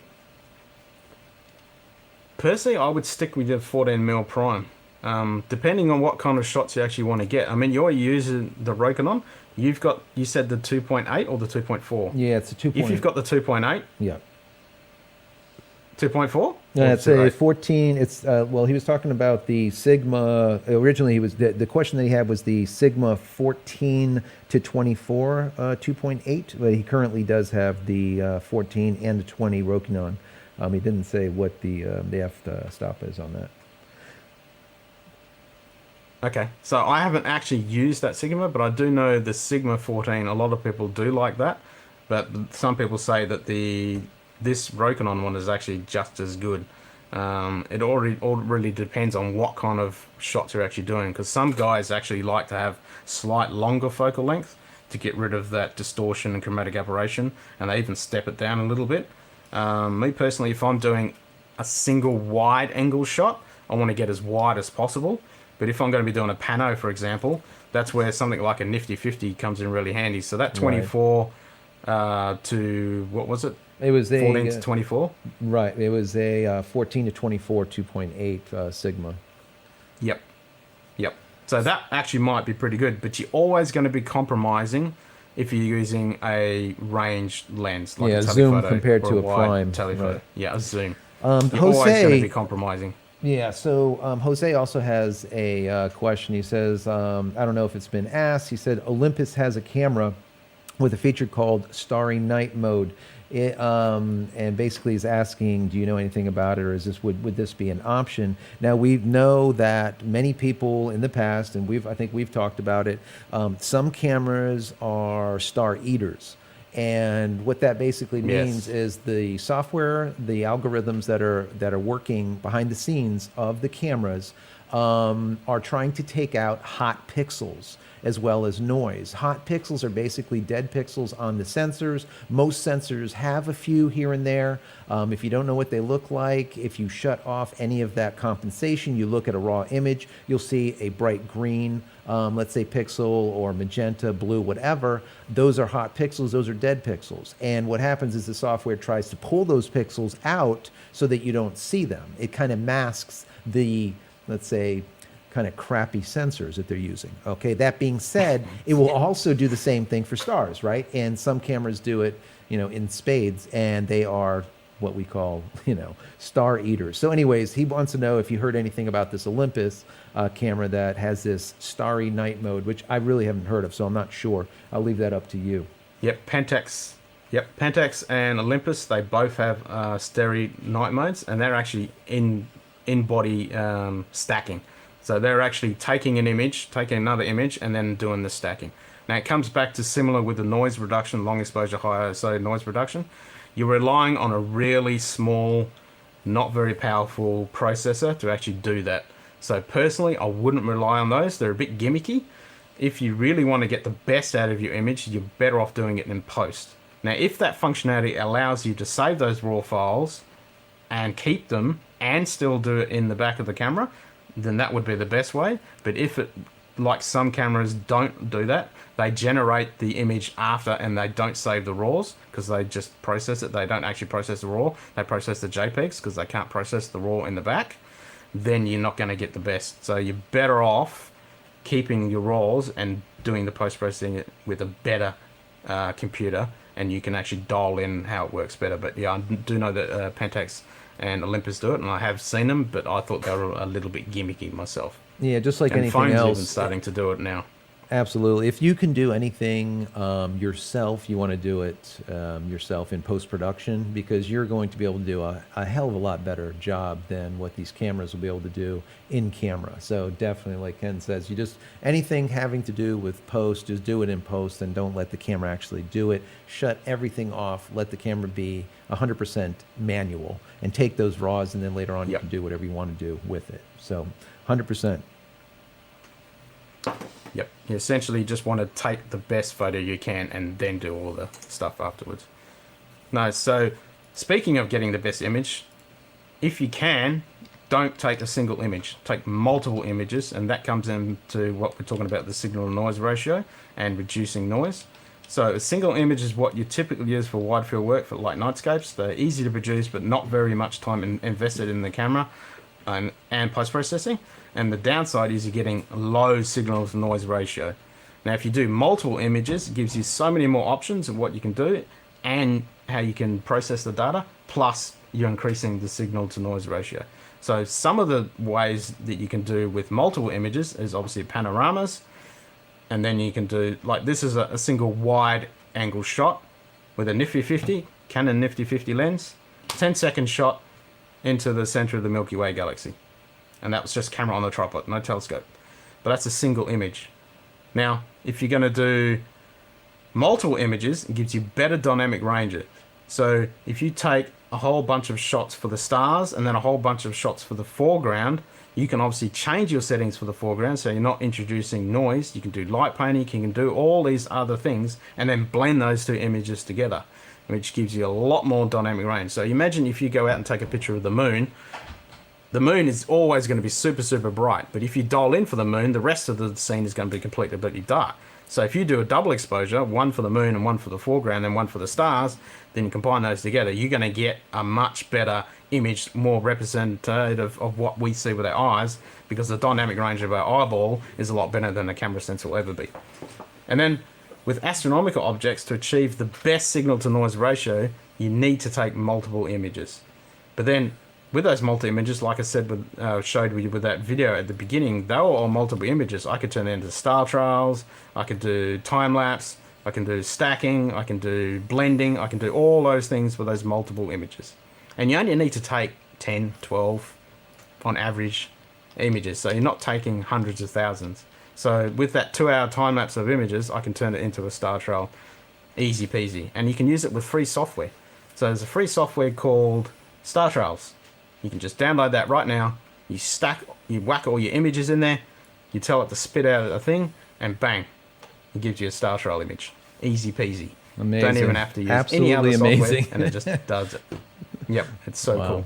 Now, this one, and there's actually another one, if you look up Star Trail software, there's another one that actually generates a video. So that video that I did in the beginning of that Star Trail appearing, that was done in free software. It just spits out a video file for you. Okay, so now we'll have a little break and then we'll dive into the astrophotography side, but still using the same elements of a camera on a tripod, and then diving into using a telescopic lens on your camera. Yeah, absolutely. The software that I'm sure a lot of people are going to want to know where to find it. If you want to send me the link, I'll throw it, or you can stick it here in the chat so that they can go and download that. That would be great. And I'll also put it later on, guys, in the description, and then possibly in like a top comment, like a pinned comment after the fact. Anything that we've put in here, I'll try to kind of sift through it and put those URLs in there to make it easy for you guys. So before we go any further, I want to kind of reintroduce Ken. I'm trying to do it about every 15, 20 minutes because we do have churn. People come and people go. We've been going for about an hour and 15 minutes, so we're going to go for probably at least another 15, 20 minutes, maybe even 45 minutes. I don't know. We'll see. But I want to introduce Ken. He is a astrophotographer from down under. He's unbelievable. His images are unbelievable, and he's got a ton of knowledge. He teaches as an educator, and I want you guys all to ask him questions because anything that you need to know or want to know about astrophotography, from basics all the way to more of something right around, I call it the pro-am, right, to professional, he's going to have the information for you. So definitely in that comment area, in the chat window, let's say, put those questions in there and we'll try to answer those live for you. And then also, once this is over, I'm going to go ahead and put the Discord channel. You'll see the Discord come up here. It says community.JCristina.com. Once again, community.JCristina.com. That is the creative Discord server that I created for all of us to hang out. Ken is the moderator of the Astro channel over there. So astrophotography, he does moderate. So if there's any questions that you have, you can always go and check him out over there. And then, of course, you can always find him on Instagram, and you can see underneath his photo there, his Instagram ID, that you can go and see him. So anyways, real quick elevator speech is who you are, little pitch, I guess, and I'll give you the floor over there.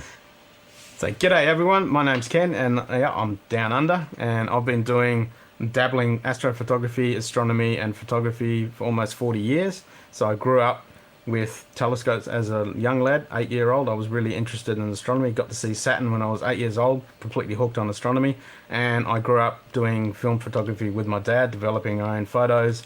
And when I finally realised after digital came around, like, you could do it with film, but it was a bit harder. But when digital came around and it was like, oh, camera, telescope, put them together, bang, I've been hooked ever since.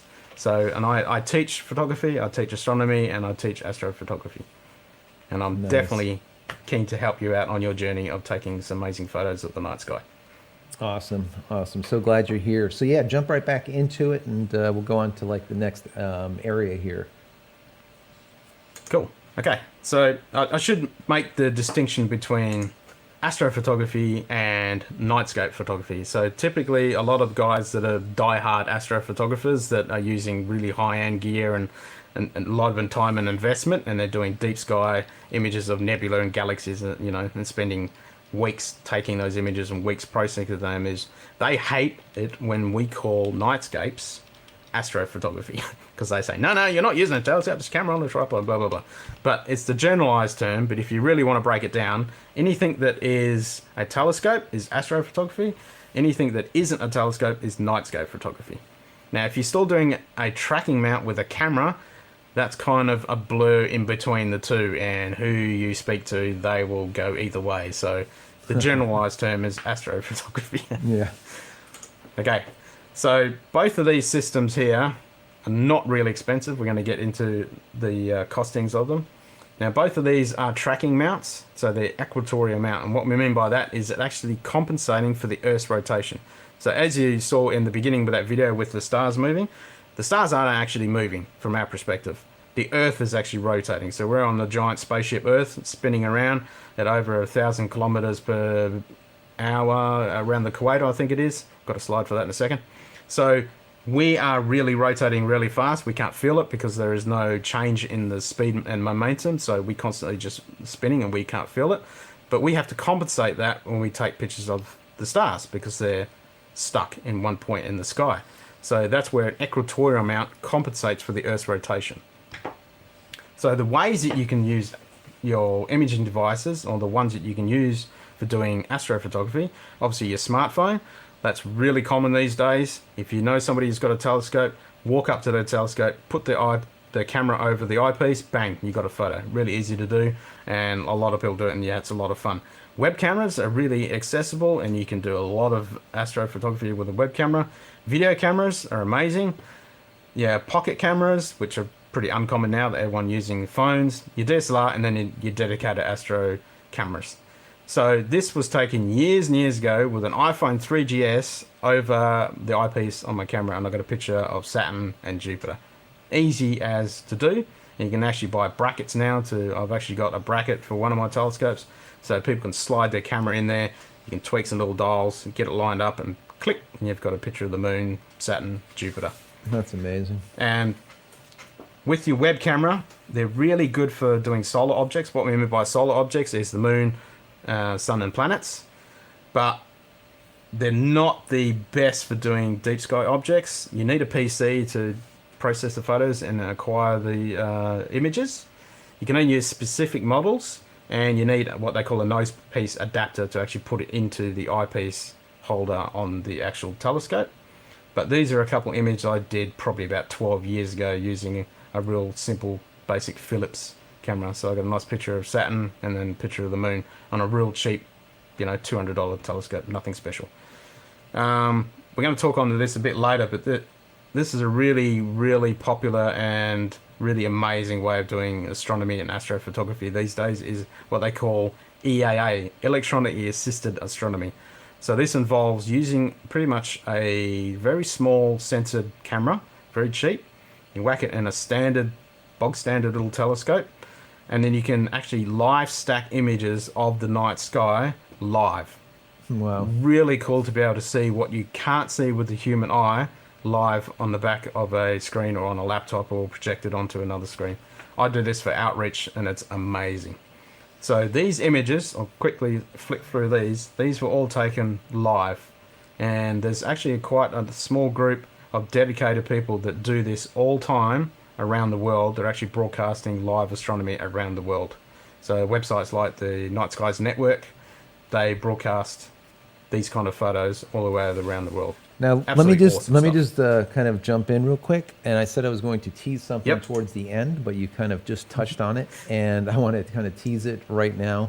So, any of you guys that are watching that really are enjoying this, and if you're watching this, let's say the rerun, and you're not live watching it, understand that Ken actually has the ability to be able to show us the sky live through one of these feeds. And at that point, what I'm thinking about doing is having him on again. And then if you guys want to see a specific location, he'd be able to just type it in, get it right to where it needs to be, and show us that specific location, galaxy, planet, whatever is out at that specific time. And hopefully we would do it during the new moon, or dark moon phase, so that we have nice dark skies. So this is what we're going to possibly set up, and hopefully Ken is willing to do that, because then we'll be able to have a Q&A like we're doing right now, but also have Ken show us the night sky down under and focus that telescope to wherever you want it to be focused live. So that would be really, really cool, in my personal opinion. So if it's something that you guys want, definitely in the comment area, leave that you want him to be able to do that for us, because I think that would be just really special. Yep. Yeah, let us know if you want that, and we'll make it happen. And yeah, essentially, we'll be able to see the night sky on the other side of around the world. And you can tell me what objects you want to look at, and we can explore those objects, we can answer questions, talk about it, and you'll see those images appear live and almost near real time. It's really good fun. Okay, so going back to our slides, pocket cameras, hardly anyone uses them anymore, but you could pretty much blend this together and call this the same as using a phone these days. So they're low cost, very compact, portable, easy to use, PC not needed for acquisition. They are limited because of their sensor size, generally unmountable. You can get some brackets and stuff now to mount them. A lot of them you don't have manual control, which is a bit of a disadvantage, but these are probably about 15, 16 years old. So I was able to get a picture of the Moon, Jupiter, Venus, Mars, and Mercury, picture of a comet, picture of Mercury here. I mean Mars, sorry. So you can do some amazing, so you can do this with your phone as well. Okay, so now we're going into what we all want to know about. How do I do this with my camera? So DSLR is low cost for entry, very versatile, can be used with or without PC for acquisition of your photos. You've got manual controls. Now some learning curve and complexity can be if you start diving into using with a camera and a computer, if you really want to get the acquisition properly. Image processing needed for the best images, like we were talking about earlier, and you need an adapter and sometimes other accessories to actually really dial this in if you're going to use filters and stuff like that to get rid of noise pollution. But then the next step from that is using a dedicated astro camera. Now, these can't be the most cheapest thing in the world. They start usually around Australian prices around $1,000 and then go up ridiculous amounts from there. But you've got two types. You've got mono and you've got a normal, pretty much essentially a camera in a different body with a filter in it. So the one that I've got is similar to the picture of this one, and it's pretty old, long in the tooth these days. And it's essentially an APS-C camera without the camera body, but it's got a fan in the back that allows me to actually chill the sensor, reducing the noise. And it's about $1,000 these days. Now these you have to use with your computer to acquire the software and then acquire the images through that software. They can be complicated with gain settings and all this other stuff. You can only use them for astronomy unless you put in adapters, and then some people actually put them for wide field. They use their astro camera, put an adapter on, put a normal camera lens, and then mount it on a mount, and then actually can take normal photos. And they can be expensive, but you can get cheaper ones for around $1,000. And there's quite a few manufacturers out there that have quite a decent amount of different ranges for different tastes per se. And that goes back to what we were talking about earlier, right, with cooling the sensors. And that's why you're paying the amount of money that you are, because cooling the sensor produces less noise. And obviously, if you're doing astrophotography, you want less noise. So, and this is what goes right back to what we always talk about, the bane of all cameras, is heat. And heat produces noise, besides them shutting off because they're overheating, but it also produces noise, and we don't want noise. So there was a quick question, and it kind of has to do with the idea of DSLR to mirrorless, and that was from Christian. And his question is mirrorless okay, like a okay option, using a mirrorless camera instead of a DSLR? Yep, it totally is. As long as you've got a decent mirrorless system, preferably full frame, perfectly fine. The only difference between the mirrors and the mirrored ones is the mirror. That's it. The sensor's still a sensor. It's still your image capturing device, so it doesn't make any difference. If it's full frame and it's a decent camera, yep, you're ready to go. Not a problem at all. And, you know, all of the mirrorless systems are coming out are pretty damn good, so I think if you've got one, you're definitely on your way to taking some images. Yep. There's nothing wrong with the mirrorless systems. I haven't delved into that side of it yet, as of yet, but I know a lot of guys use the Sony systems and they do amazing images. And now with the Nikon and the Canon systems, yep, they're doing amazing images. So, yep, there's nothing wrong with the mirrorless systems at all. Nice. Okay, so talking about the sensors, you've got CCDs and CMOS, and this comes into, especially now with the modern day cameras, but also with the astronomy cameras, you're starting to get a lot more CMOS sensors. So pretty much the cameras these days have a better efficiency of film. So if you're thinking a little nostalgic and you want to do nightscape photography and astrophotography with film, it's actually gotten to the point now where the sensor technology is way past film. Now, it can be fun doing it with film, but it's a lot more work. It's a lot more trial and error. And it is a rigid system. You have to dial it in and that's all you got. Whereas digital, you can do a lot more stuff. So if you want to do that, yes. But if you can, if you've got digital systems, I'd definitely go digital. It's a lot more powerful and flexible than what the old film stuff. Now, you've got basic types of astrophotography. You've got free, which is you just point and shoot, like you're going to do with your phone. Then you've got your tripod, which is what your nightscapes. But then you've got barn door tracking or tracking. Then you've got piggyback, afocal projection, and then you've got prime focus. And we're going to quickly touch on all these. So, like I said earlier, we're actually moving platform. We're actually on a spaceship flying through space and it's spinning around. So, over 1,670 kilometers. Sorry for you guys that work that in miles. I don't know what that is. So around the equator is really, really fast. And then obviously when you get high in latitude or lower in latitude, it actually reduces. So pretty much if you're in the North Pole or South Pole, you're pretty much standing still. So after 15 to 30 seconds of exposure, you're going to get star trails. So the longer the focal length, the quicker you're going to get your star trails. So we are spinning, and as I said earlier, whether you're on the North Pole or the South Pole, you need to align your system in line with that pole where the rotation occurs so you can actually compensate for that rotation of the Earth.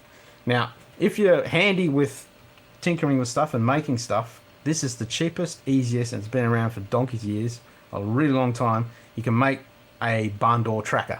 Now, if you just Google this, you'll find many, many instructions, instructables, and videos, and different methods of doing this. This one is really simple. You can see that he's actually got it lined up with Polaris. He's got a watch there because he's going to manually wind that knob one rotation every minute, and he will have perfect stars that he can expose 10, 15, 20 minutes depending on his setup, just by using this couple of bits of wood and a windy gears. That is amazing. So easy, so cool. Yeah, it is so cool. And then the next step from that is obviously using a star tracker. So these can range in USD anywhere from $200 to $600, depending on what model you get. This is a Vixen Polari. This is Australian prices, by the way, and these are a little bit older in the pricing. We did look before, and it was $350 for the Skywatcher Star Adventure for the base model, and then you got the Pro, and they've just brought out the Pro 2. These are really great systems, because it allows you to do 5, 10, 15 minute exposures and really get that deep sky stuff if you want to travel down that. Plus you can mount, as you can see on this left hand side, you can mount a small telescope. So you can put a $200-300 telescope on there as well as a camera.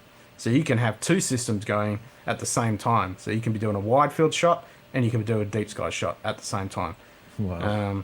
Pretty cool stuff. So this, for example, is a 600D. And it is using a Nifty 50 camera lens. This is camera on a tripod, and it's 6 10-minute exposures.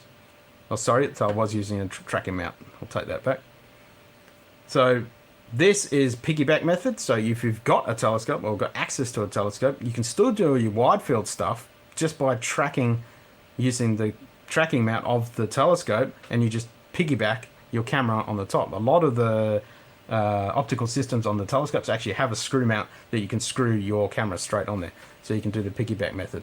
Now the other way is like we did with the phone, is you actually attach it or put it over the eyepiece and you take a picture.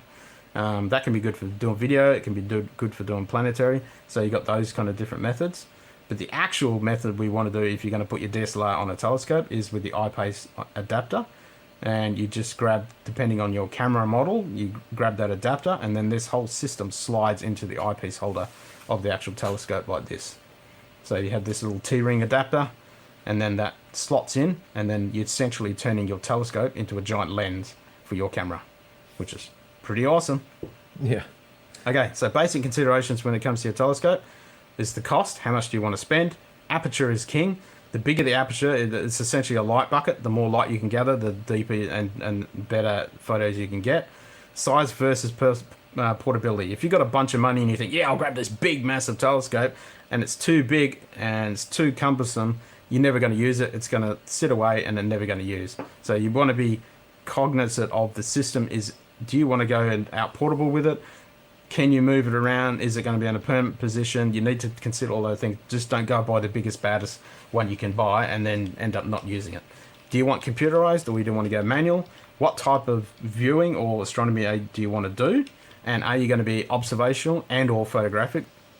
Do you want to just be specifically just for taking photos, or do you want to be able to look at stuff and show other people's stuff as well? So we'll quickly go over the basics of the different types of telescopes. So you've got the optical assembly, which is essentially the lens part.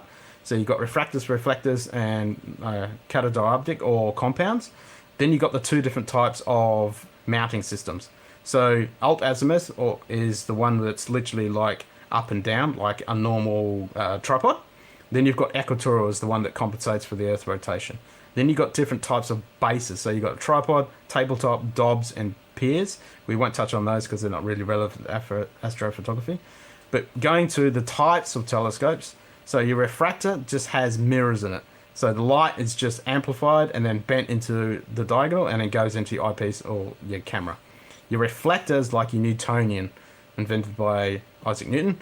So that has a mirror in the back, so the light goes to the mirror and then comes back, ends out to the eyepiece or to the camera. And then a compound is the combination of the both. So that's like a Schmidt-Cassegrain, for example. So that's your refractor. Now refractors can be costly for the big ones. Chromatic aberration can be an issue. They can get costly to reduce that chromatic aberration, but they're easiest to use. You can use it for terrestrial stuff. So if you do bird watching, for example, or if you want to do real long distance stuff, you can still use these telescopes. They are wide angle, so you can get wide field, and the best thing is they're low maintenance. If you start going into Newtonian, and they can be a little bit more maintenance, they're only used for deep sky viewing. You can actually build your own. You need to collimate, so that's actually align the lenses to make sure that they're lined up correctly. They need to do that. They will have spherical aberration, and they do need some maintenance to make sure that they're clean and the alignment is working.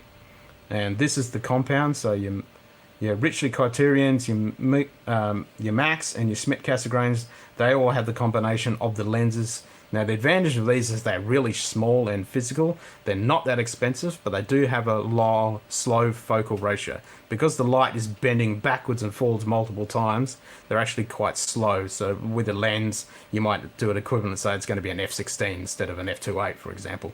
So they're a lot slower, so they're going to take longer to actually gather more of that light. Okay, so the mounts is most important if you start going into astrophotography. It needs to be a sturdy and reliable platform, because you're magnifying any movement and any imperfections. You're going to see those stars move very quickly. So the alt-az is typically like your tripod. It goes up and down and left to right. Now these are really good for doing terrestrial stuff, but also if you want to take shots of the planets and you want to take shots of the moon, and if you put a filter on the front, you can take a picture of the sun. But you can't do deep sky stuff with these. Now, there is a trick called lucky imaging, where you actually take thousands of images at really, really short exposures, but the signal to noise ratio isn't the best, but you can get away and actually do some pretty amazing photography doing it that way. But if you can, you actually want to get an equatorial mount. So the disadvantage is you're going to get star rotation if you go too long. It takes two movements to track, so you can get computerized versions of an alt-az mount, but you're still going to get star rotation, and they need constant adjustment. So they need adjustment up and down, up and across to actually track that object in the night sky. So your equatorial mount, like we said earlier, you line up with the Earth's axis, and there's a motor in there which actually compensates for the Earth's rotation.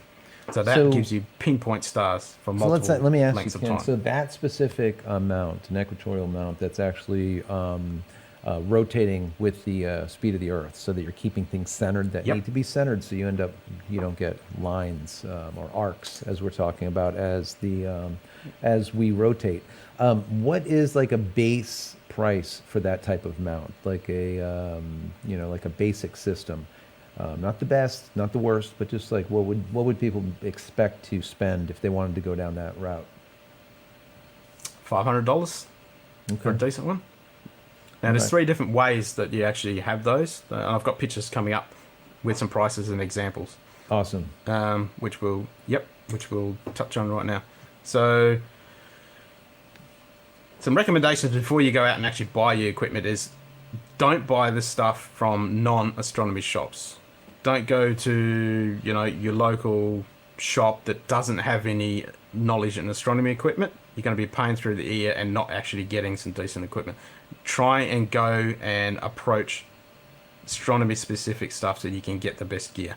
Join an astronomy club, go along to their outings and meetings and stuff like that to look at the gear and talk to the people. They will tell you what's good and what isn't good, and that we're very passionate about our gear and we love sharing, and so you'll be able to get heaps of information if you want to dive into this way. Try before you buy. So if you can, go to these, a lot of these stores will actually have nights where you can go out and test some of this equipment and use it. Learn the night sky. Grab a pair of binoculars, grab the apps, learn the night sky before you dive into this. And good telescopes aren't expensive. You get what you pay for. And as I said earlier, buy a telescope you're going to use. Don't buy one that's too big and bulky, too complicated, and you're never going to use it. Try and get one that you're actually going to use and appreciate. So now we're going to touch in, like you just said, Joseph, with the pricing. So the one at the top left, all those ones up the top there pretty much are manual. So they don't have motorized mounts in them. So they're good for doing stuff for short exposures. So these are great for doing video of the planets, the moon, solar, if you put a solar filter on, getting pictures of comets, and for doing short exposures. So you can do quite a bit of this stuff. You just can't do long, deep exposures. The one down the bottom right for $650, that is equatorial mounted, but it doesn't have a motor on it. So you have to manually wind that knob, and you can't really do that if you're going to go long. But those ones, like the one up the top, the 2 up the top left there, those are exactly the same mount but have the motors added. So you can get equatorial mounts, so you can do upgrades later on if you want to actually put the motors on there. But the ones I would recommend, so these are Australian prices, by the way, so you guys are going to be able to get it cheaper if you're in the States. So like that 10-inch for $2,600, and then the 6-inch $2,400. These two are completely motorized equatorial mount telescopes that you can do stunning nightscape, piggy bank, deep sky, anything under the sun. You'll be able to do it with these telescopes. So the next step after you've taken your images, do you want to do a little pause? Do some questions? Yes, you know Anybody got what? Let's questions? go ahead and About gear? do a quick, I guess, sum up of what we're doing here. We're at about an hour 40, so I've been trying to do every 20 minutes to let you guys know that the new people that have come, as we do have churn, people are coming and going and coming and going because they have to work. So I just want to say that we are live with Ken. He's an amazing astrophotographer from down under. We're doing like I would call it 101 basic, maybe, astrophotography basic. He's getting a little bit deeper into some of the information. So some of this stuff you might understand, some of you might not. But all in all, we're doing a basic 101. We're going to do something more advanced, hopefully in the near future, if everyone likes this. But that's what this is all about. So while we have Ken here, ask any questions that you have. Doesn't matter what it is, he'll most likely have an answer. He's been doing this for decades. He knows what he's doing. He's an educator, teacher. He knows everything that you need to know, most likely, about astrophotography. So anyways, like I said the last time, the little quick elevator pitch as far as who you are, Ken, and then we'll keep on going.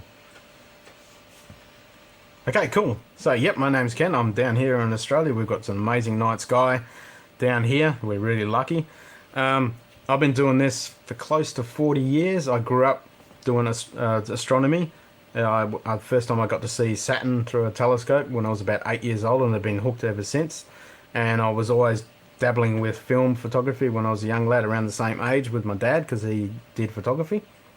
And then when digital came about, I realized, wow, you can do this amazing stuff with digital and astronomy gear, and put those two together, and you can do some amazing stuff. So what we're able to do these days, I find absolutely amazing, and it's really not that hard to get into. It's just you need, take that leap, jump in, and you can do some amazing stuff. Now, I just did see a question there from Sean talking about the noctilucent clouds. Are those clouds common in Australia? Now, are you talking about the large monogenic and the small monogenic cloud, or are you talking about the noctilucent luminant clouds? We'll see if he comes back with that one. So, those clouds that he's talking about, I think, these clouds here. So, in this shot, because I remember Sean did say they were noctilucent clouds. So these what appears to be a cloud, I need to change my screen because no one can see what I'm pointing at. Here we go. There you go. So this is not actually a cloud. This is a large monogenic cloud.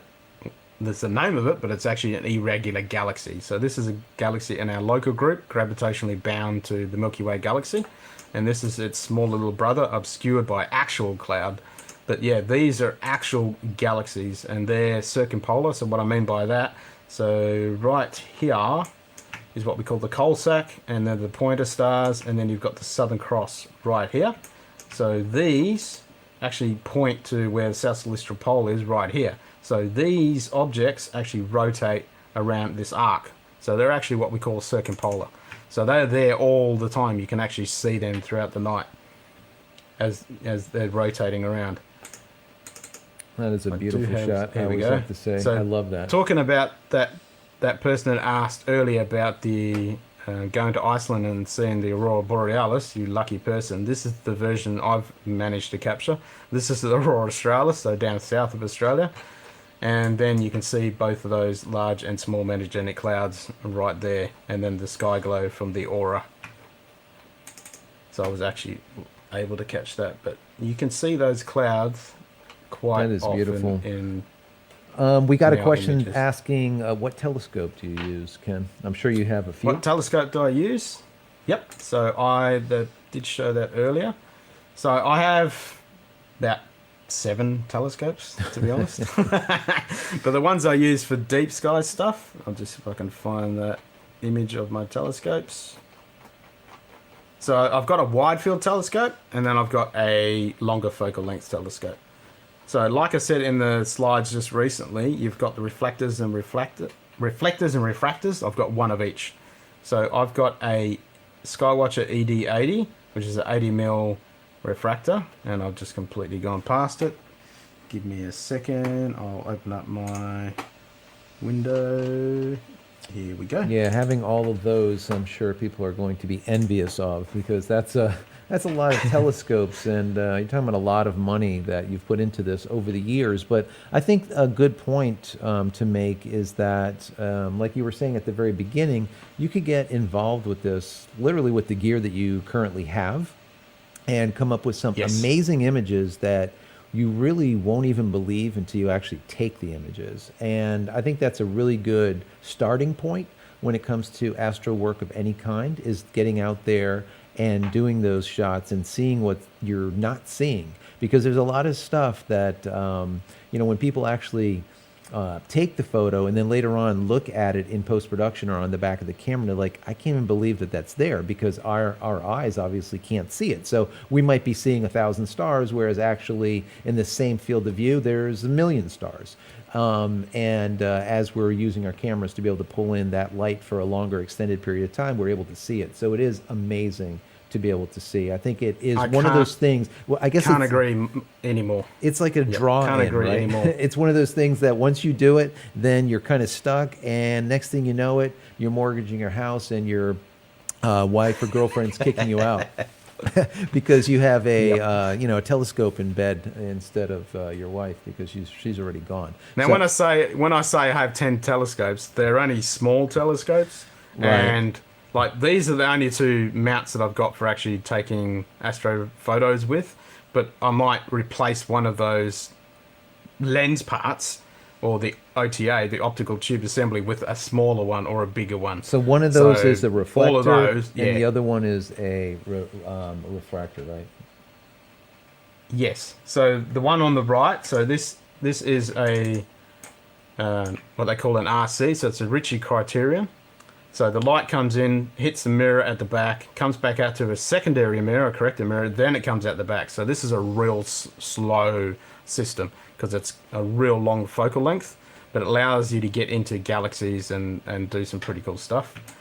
And I have to admit, this stuff's been sitting in a cupboard for about a few years now because I haven't had a chance to get out and use it. And that's that small dedicated astro camera, and that was about $1,200. So that is a APS-C crop sensor camera, and it's a one-shot color, so it's all color. So I'm not using any filter wheels or any of that fancy stuff. It's essentially a DSLR like I have on the back, but just in a different body size. So that's my 5D Mark III on a ED80. So this is just a refractor. So it's just essentially a giant lens, and then that's on an EQ mount. So this mount is only about $1,200, this Equatoria mount. And you can just take this big lens off and just put your normal camera lens onto this mount and do your long star tracking with that mount. Now, did Sean get back to us with that question about the clouds? Let's see. Let's see. Nope, we do have a couple other questions in there. Yep, let's shoot. Yeah, let's grab a couple of those. Ron says, can you get the Orion Nebula with a 70 to 200, 2.8? Yes. Yes, we're going to touch on that. You certainly can. Yep, you certainly can. There's actually some pretty cool stuff you can do with the Orion system, because there's actually, when you see it in the night sky, you just see a few stars, but if you do a long exposure of that whole region, like at 50 mil or like your 200 mil, for example, you can get some amazing stuff because there's so much nebulosity and emission nebula and all this stuff coming out that just you can't see with the naked eye, and it all just appears right in front of you and the back of your camera, and when you process it all, it's amazing. So yes, you can do some really cool stuff with Orion. You can see the Orion Nebula, you can see Barnard's Loop, you can see the other big red flary one, I can't remember the name of it. You can see the Horsehead Nebula, you can see the Flame Nebula, you can see all this stuff in that region. It's an amazing region to photograph. So to do that, we need to process the image that we capture. And there's a few things. So processing is much a part of astrophotography as it is capturing of the data. So you need to process these images to get the best out of them. Because it doesn't matter how long you expose these images for, these are tiny little points of light, and to get the best out of it, you have to pull that data out of the actual image. So that's where you're going to increase more noise by stretching the image to its nth degree, and so you want to try and get the best out of it. So you want to process the images to get the best data from the image. You want to stack your images to get the signal noise ratio. You want to change the acquired raw data to a more friendly format so you can use it, and you want to correct any imperfections with your images, whether it's dust or distortion or any of that stuff, and you want to get rid of light pollution if there's any things like that have come into your image. So signal to noise ratio, we keep harping on about that, but it's really important. Noise is random and unpredictable. So if your sensor is hot, if you've got your back screen on there and you're turning your previews on and off and you've got GPS, you're creating so much noise. Whereas the signal, i.e. the stars, that's constant and that is predictable. So by taking more images, you're stacking them together, the noise is random or cancel out, whereas the signal will actually increase, so you're increasing your signal to noise ratio. Short exposures stacked increase good signal without increasing noise, and then stacking allows the good to be seen and the bad to be ignored. So you're reducing the noise, getting rid of it, and you're seeing what you actually want to see, which is the Milky Way, the stars, and whatever. So this is a Nifty 50, so a Canon 50mm lens on a 5D Mark III with a 10-minute exposure straight out of the camera. So this was using that tracking mount with the EDA audio. I stuck my 5D Mark III and a Nifty 50. So this is a single 10-minute exposure, not processed. So then that image has just been processed, so you can see the difference from that orange noise, pollution, glow, yellow cast that has been caused by just the ambient noise, and then getting rid of that and then bringing out more of that Milky Way region. So this is, again, the Scorpio region, the center of the Milky Way galaxy. But now, if we stack 10 of those, or 6 of those images, 10 minutes each, in a free bit of software we'll touch on in a minute. Free bit of software you can download that does this for you. It stacks the images. You stack those together, and then you process the image. This is the effect you get. So this is the same images, but 10 of them stacked together. Sorry, 6 of them. So 6 10-minute images. And now you can see the comparison between the two. So the one single image, a 6-minute exposure, and then 6 of them stacked together. So that right there is a winner. Okay, anyone that's seen that is going to be like, "Oh my God." That is absolutely unbelievable, right? So, and this is free software. So it's not like you have to do the stacking in a Lightroom or some other software that you're paying monthly for, ad nauseum. You can do it with free software. It's all about that signal to noise ratio and getting the most amount of data out of the shots by stacking them together in comparison to letting the camera run for a longer extended period of time and heating up the sensor, hence creating more noise, right? So this is absolutely unbelievable. That shot just tells the entire story. Not much more needs to be said. That's beautiful. Yep, that's exactly it. And then if we go into a galaxy, I know you like M31, the Andromeda Galaxy. So this is a single image. Now this is using a 5D Mark III again on that ED80 camera. So that same camera, telescope, sorry, this one. So it's using exactly this setup here. And you can get this setup, minus the camera of course, for about 2.5, you might as well say, Australian. So it's going to be cheaper for you guys. So that whole setup for about 2.5. And then you can do these kind of images. So this is a 3-minute exposure. Now this is that same 3-minute exposure processed. This was ages ago when I did this, so I was still using Photoshop. Okay. And then this is 90 minutes worth. So 90 minutes worth of exposure processed in Photoshop. So and that's the difference. And that's not so that's stacked. The single image. Single image. No, this is the stacked. Yep. Oh, that's the stacked. Gotcha. Yep. So that's the single exposure, non-processed, processed, then a whole bunch of them, 90 minutes worth, stacked.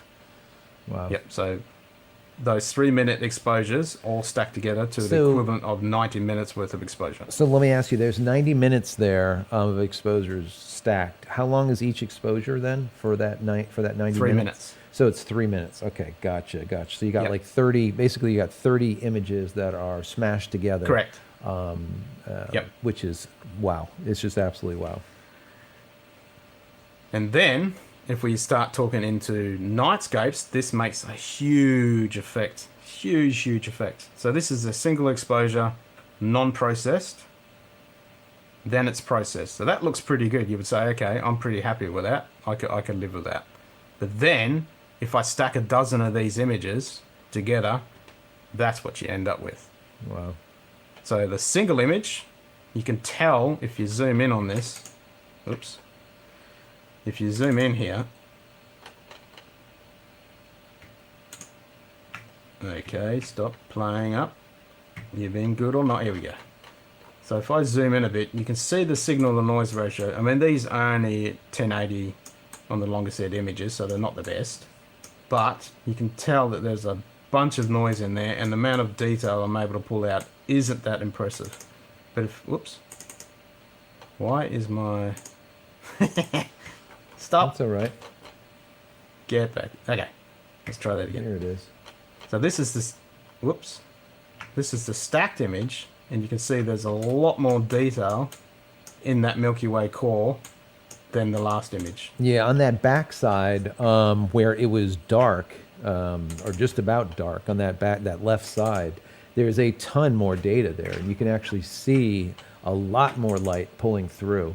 What I think is amazing, and we were talking about this yesterday, was that I'm almost as amazed by the pure black areas as much as I am amazed by the light areas. Because when you get in there and really look, and when he gets really tight into the image, you'll see where all of a sudden there is a negative space where there's literally no stars, there's no nothing, there's blackness. I think that's absolutely amazing. And that's what you're trying to get. You want to get that contrast between the bright Milky Way core and the pitch black of the space. But you never want to go completely black, because space isn't completely black. There's always something there to actually see. So you don't want to completely crush those blacks. You want to have... you're trying to actually get as much detail as you can in those dark areas. And that's when you're actually really stretching out that signal-noise ratio without introducing all that noise. So yeah, you definitely want to increase that. So here's a couple of websites if you want to look in to actually buying some of this gear. And the two I can highly recommend in the States is OPT Corp and High Point Scientific. These are really reputable guys, and they have tons of experience, tons of stuff. If you have any questions about gear, give them a contact, and they will be so helpful to help you out. And they have tons of gear that you can check out. They've got the tracking mounts, they've got everything you need for your camera to put it onto the telescope, all the stuff, the dedicated cameras if you want to go that route. Highly recommend those two guys. Let's take a look at a couple of questions over there. Michael S. says there's questions about a Pentax has a astro tracer function which uses GPS to have the sensor follow what you want to shoot in the night sky. Should I ever use that? That's a great question. That's a Pentax. That is similar to the one that they have in the Olympus, and I still personally think that they're a bit gimmicky. Gotcha.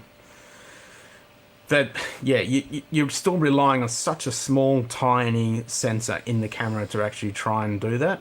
And most of them, the file that it spits out is not going to be the raw files. It's going to be a processed image, and you're not going to have that raw data to work with later. Try it, experiment with it, see what you come up with. But personally, I think you're better off turning that stuff off and getting the raw images, and then stack them post, and you'll get a much better image. And you can process them different ways. Yeah, basically instead of that one way. Right. Basically, these cameras have a very minuscule, let's say, brain behind them, right? So their CPU, let's call it, is just minimus to at best. Whereas if you do it raw and then later on process it in post-production, you have complete control over what's going on. And if you use a system that is designed, like you were talking about, an equatorial type of setup that is following the Earth, and you get everything set up in comparison to allowing the cameras to do it or try to do it, it just doesn't work out the same. And I think that's with everything, right? Whenever you take, when you take the gear out of the mix completely and not allow it to do all of the stuff automatically, you end up with better decisions being made, that you're making the decision instead of the camera making the decision. That's like a lot of people that shoot manual in comparison to shooting aperture priority or shooting shutter priority. Well, you have the camera that has to make that decision. What is going on? And sometimes it does not do a good job. Hence, like you have really extreme backlighting. Now all of a sudden, you might not be able to compensate enough to actually make a good image. So doing stuff manual is always the best way to do it. Any other questions in here that we can answer before you go any further? That was just amazing couple of shots there. That stacking, I just think, is absolutely stellar. Pardon the pun. I can't get over on the amount of data that you can pull out of an image, whereas it looks great. Like anyone looking at it be like, wow, that's beautiful. Then all of a sudden you see that stacked image of, 3 minute, 30, I think it was like 30 shots at 3 minutes apiece, 90-minute stack of the Milky Way, of the core of the Milky Way. You're like, oh my God, that's really what's there. So really, really cool. And you're able to do it with the free software. Did you put a link to that free software as of yet? Because I definitely want to... the next slide coming up is some of the free software. All right, let's go on from that. Awesome. Yep. So just reiterating, this is a single image, and that's all of the data that you can pull out of it. But if you stack it, and this literally is like I think it was 10 images I stacked, and you can tell the difference in the Milky Way, the foreground. All of those elements are just so much more vibrant, and you can really pull that data out without just introducing a whole pile of noise. So stacking, I always highly recommend, if you're going to do a single image and you say, this is my scene, this is my image, I'm not going to use a tracking mount, I'm just camera on a tripod, this is the scene I want to create, like I did here.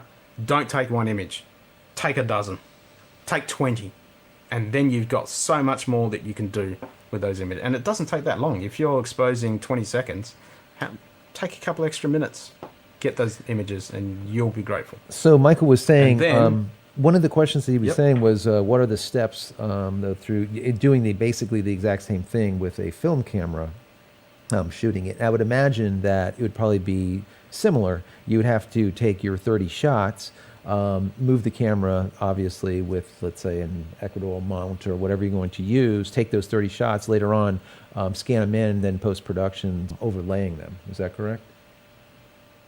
Yeah, so if you're going to do it for film, if you're going to do a camera on the tripod, you do exactly the same process. Now, you've got the advantage with film, you can actually do longer exposures. You actually need to do longer exposures because the quantum efficiency of film compared to the digital sensors these days isn't as good. So you're going to have to do long exposures, and you're going to have to, you might have to use a whole 36 roll of film, for example. You would process all those images, get them into your computer, and then you would stack them, if you wanted to get that signal to noise ratio at the best. So once you've got the film processed, you would get them into your computer and then you would stack them. Any other questions? Let me see here. I guess you stack foreground and sky separately in a montage, and I guess that would probably be the case. You'd be separate, yeah, because you're going to have a lot more light to deal with in the foreground, even if you're just light painting. Just because you have so many stacks of so many minutes, it would be completely blown out white if you didn't, I would imagine. Correct. Depending on your scene and the contrast, you can actually get away with it sometimes. If it's a really dark point of the sky and it's a real dark foreground, you can actually get away with it. You can just stack them both together and it'll work. And a bit of software we're going to talk in the split second, it can actually do that for you. It'll actually you mask out the foreground and bang, it all stacks it all together, and it's free software. Love it. So but what I want the to other do... way to do it is go ahead, go right ahead. So the other way to do it is you take your 20 or your dozen exposures at 20 seconds, say, and a high ISO for the sky, and then you crank your ISO down, and you might shorten your exposures, you might light paint, and you do your whole foreground. So you do your stars, and then you do your foreground, and then you stack the foreground images, you stack your star images, and then blend those two together. Gotcha.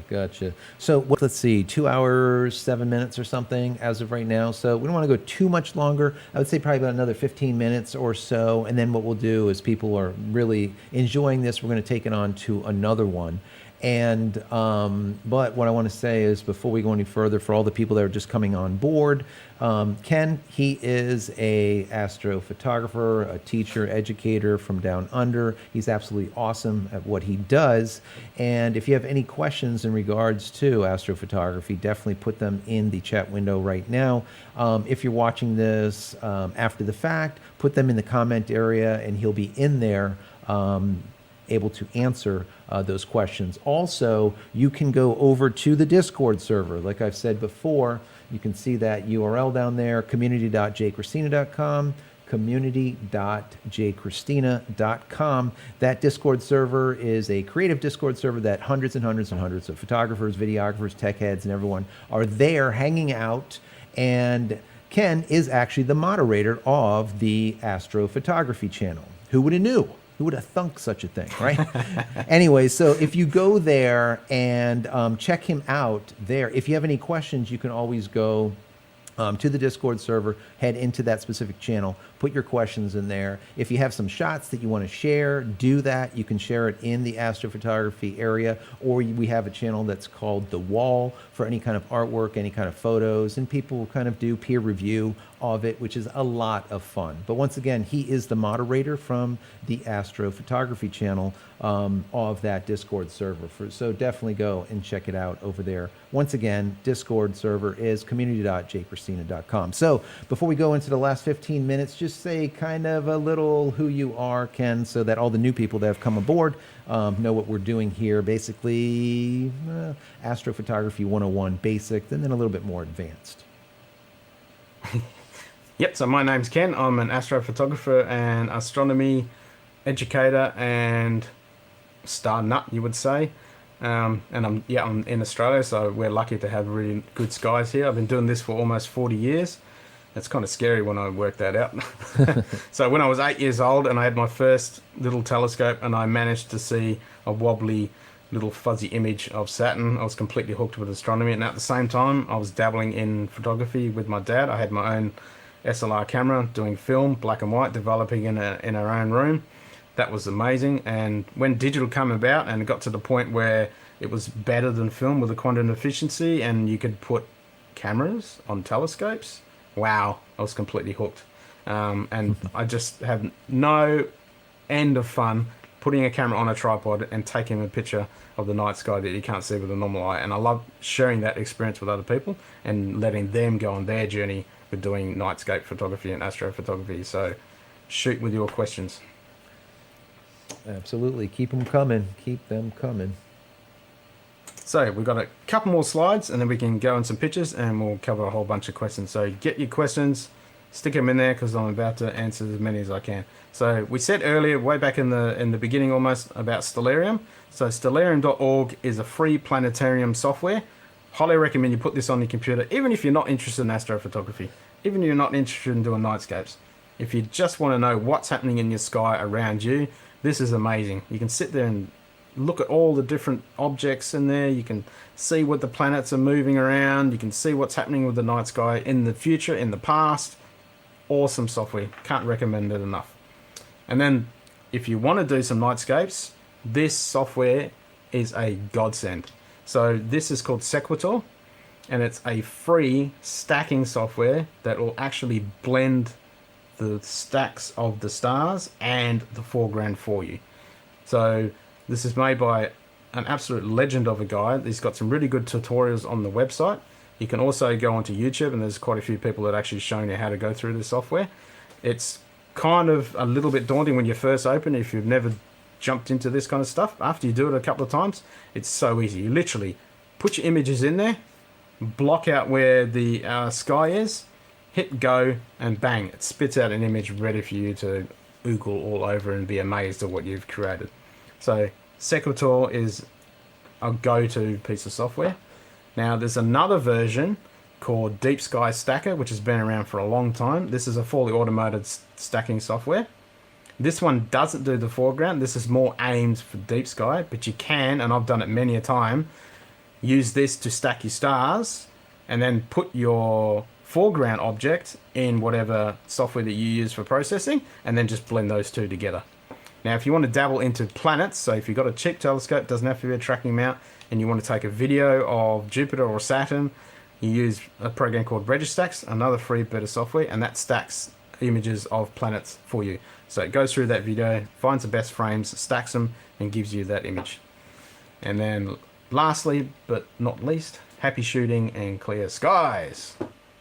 Because clear skies is what we always say when we do photography, because clouds are the bane of our existence. Yes, yeah, or light pollution, as we call it, right? What is the light pollution look like at that specific location? And you did have a URL to a site that we'll put in there also that allows you to be able to see how the light pollution is at your specific geographic location at that specific time, date, and whatnot. So, which is very cool. And that will help you out also planning on your calendar when you want to go out there and actually do some shots. Yep. All Cool. right. So people got questions for us? Yeah, so any questions, put them in there. Like I said, we'll have maybe 10 minutes or so left if there's any questions. And while the questions are coming in, just go over some of those amazing shots that you have here. And what I'll do is we'll go full screen with it, and then you can kind of zoom into any areas that are of interest and kind of point things out. Yep. So again, these are those large and small monogenic clouds. And also, again, we've got the 2 pointers here, and then the Southern Cross is just here. And So what you were if you ever see saying these earlier, clouds, what you were saying earlier, Ken, was those monogenic clouds that you were talking about are actually, I think you said, galaxies that we are, as the Milky Way, eating up, basically destroying, and they're Yep. becoming part of us. Isn't that correct? that's exactly right. So in the local group of the Milky Way, you've got Andromeda and you've got us, and we're have our own little bunch of galaxies around us. These 2 galaxies here are called irregular galaxies, and they're gravitationally bound to our galaxy. They're quite a bit smaller than our Milky Way galaxy, and because our galaxy is so much bigger, our gravitational force is overpowered these galaxies, and it's literally pulling all that matter into our galaxy. So over millions of years, these will eventually be completely dissolved into our galaxy.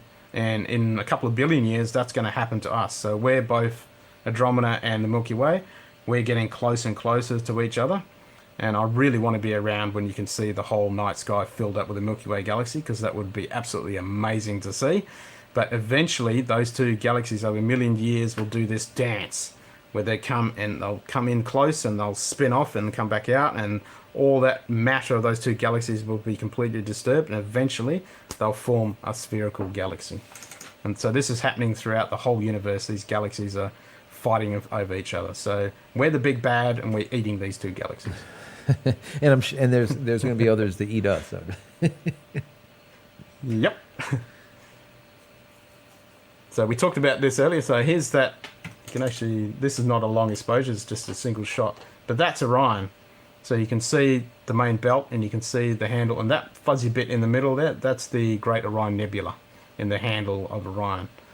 So that's a single 20-second exposure, and you can see those elements. So if you did a stack a bit longer, on a longer focal length, you would actually pull out some of that data. And I've actually got some images coming up showing that. So this was actually a pretty cool effect. So this is a wind turbine, and to do this effect, all I did was had a torch that had that strobing effect. So you just had a torch with a strobe, and as the blades of the fan was spinning around, it would illuminate them. So I had my camera going on a 20-second exposure, put the 10-minute self-timer on there, run up there, turn the light on, and then just flick it on and off, and then bang, got this shot. That's amazing. So like you were saying before, putting a foreground object in your photo just makes it so much more interesting.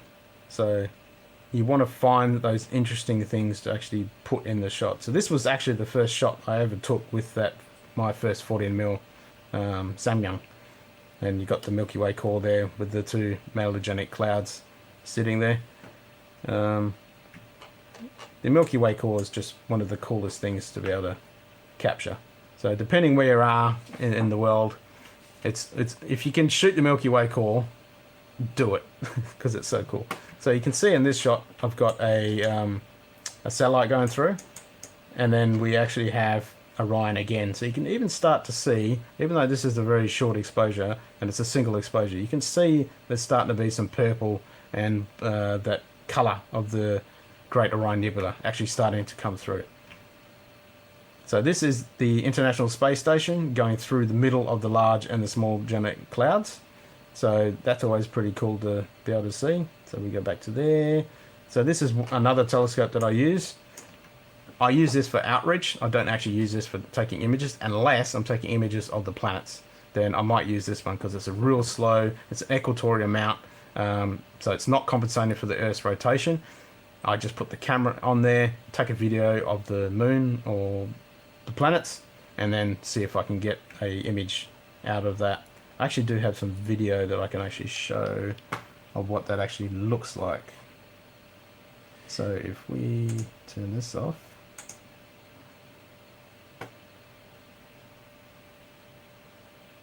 think it's that one. Okay, so that's my other video. So if we go back to about here.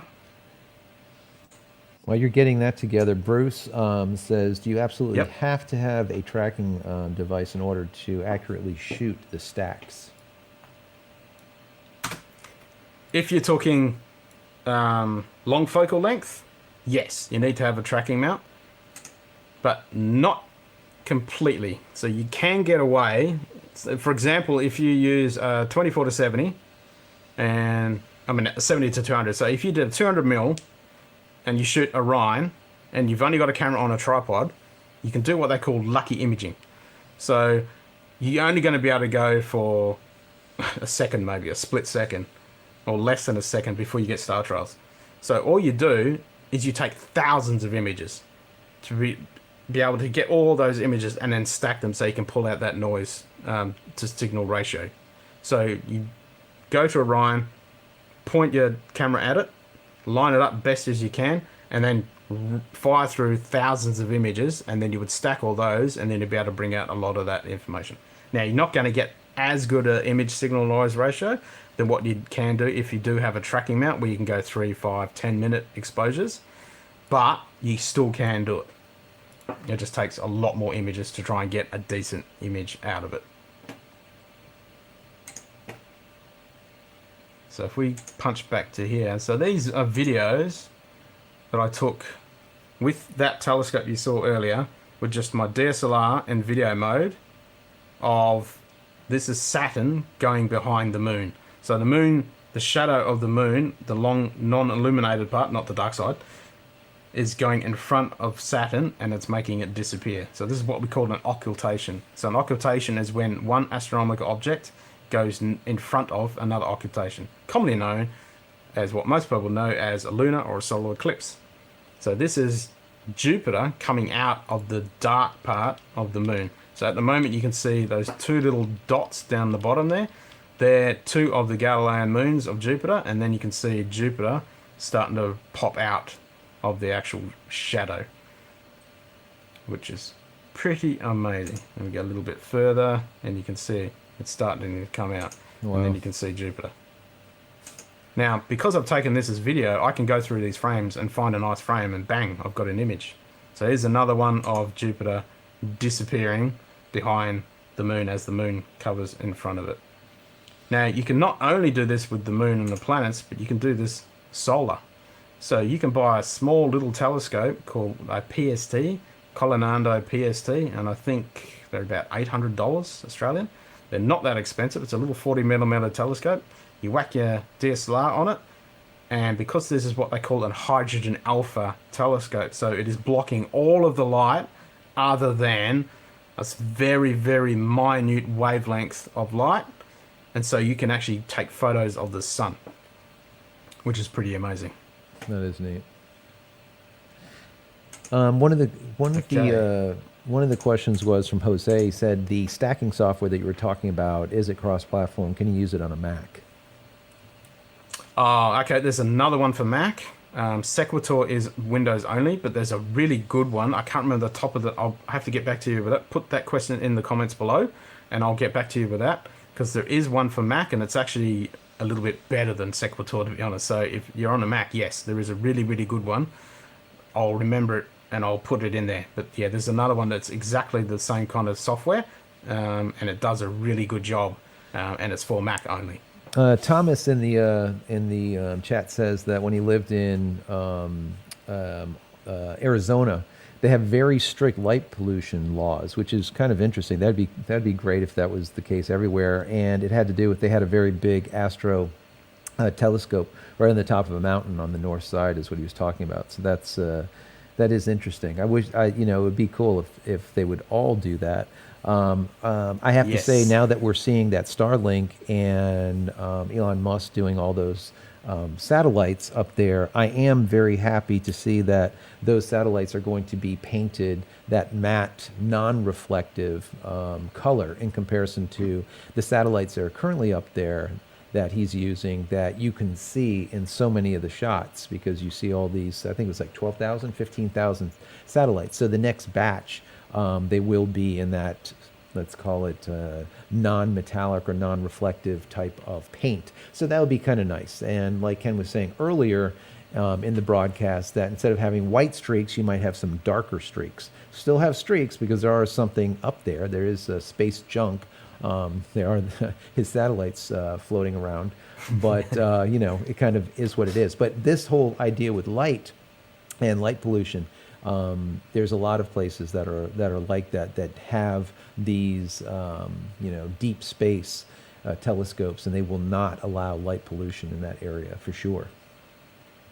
Yep. There's also, when it comes to radio telescopes, you've got a radio quiet zones as well. So you can't have any radio communication type like phones, That's right, radios, anything in those kind of areas. Yeah, Puerto Rico is one of the places. Puerto Rico is one of those places that has a massive radio telescope. That's exactly the case. You can't do anything near that. No, and we've got the same here with their square kilometre array, 400 k's northeast of where I am. That's going to be the largest radio array of radio telescopes, and that's a complete quiet zone. But also there's actually the Dark Sky organization, and they're actually proponents of actually reducing the noise, the light pollution, and all that they can. So there's actually an organization out there that's actually really trying to push forward the awareness of the bad things that light pollution causes, not only for us people that want to take images of the pretty night sky, but also what it does for nature and the environment, etc., etc. So light pollution is a real, and the worst thing is a lot of the lights these days are being LED, and they're broad spectrum. So with your halogen and your the yellow ones, I can't remember the name of the chemical, that is a specific wavelength, and you can use filters to actually block out that light. But when it comes to LEDs, they are broad spectrum, and they're usually towards the blue end of the spectrum as well. There is no filter that can actually cut any of that light out. It's actually really detrimental to nature as well. So that's horrible. Hopefully something happens about that. Jose, he's actually in Puerto Rico, and he said that radio telescope that I was talking about when I was there years back, they destroyed it. And I was asking him why that is. He said it's on YouTube, something that I can look up. But very interesting. It's amazing how some Maracaibo, he's talking about Maracaibo. Yeah, I think so. Yeah. Yeah, Maracaibo.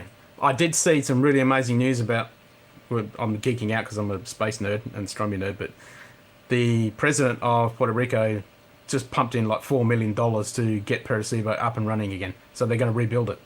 Oh, wow. That's some freaking news right awesome. There. Yeah. Yep. Because, there's a YouTube video of it all breaking apart and collapsing, and it's like, it's horrible. But yeah, they're going to rebuild it. And that's so awesome. Because Maracaibo is such a famous and really important part of astronomy history and research. So that is so cool that they're going to be able to do that again. Wow. See, that's great. That's great news right there. That is good news. Hell yeah.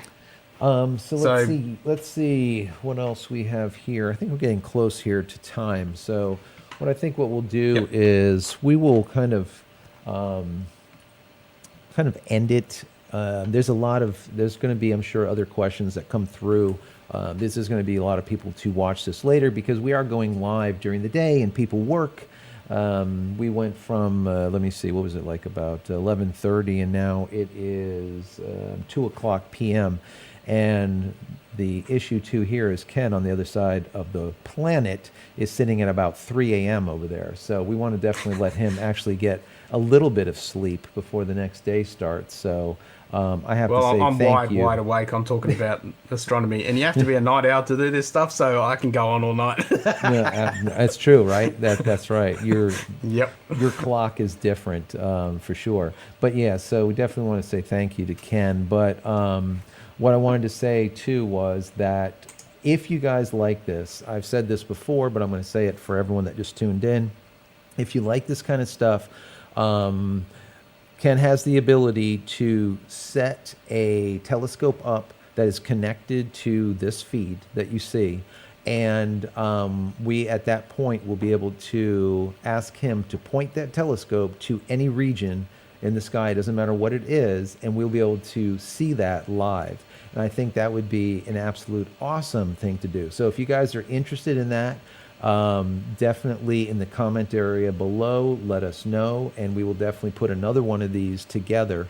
Let's call it, Astrophotography 102, right? A live feed or something, and be able to do that. So that is, to me, I think, amazing that you can do that, having that connection, and we would be able to see that, and then ask you to just point the telescope anywhere, and you'll be able to just type it in and do it. So that would be really cool. So once again, I want to say thank you to Ken. We want him to go to sleep, as once again it's 3 a.m. over there, his time. So want to definitely cut it. We're at about 2.5 hours. So it was definitely a long program. Normally I don't do these that long, but with all the information that Ken has, it would just, there's no way to make this short. There's absolutely no way. So I hope you guys got something out of it. If you enjoyed it, give it a thumbs up. Don't forget to take a look at his Instagram.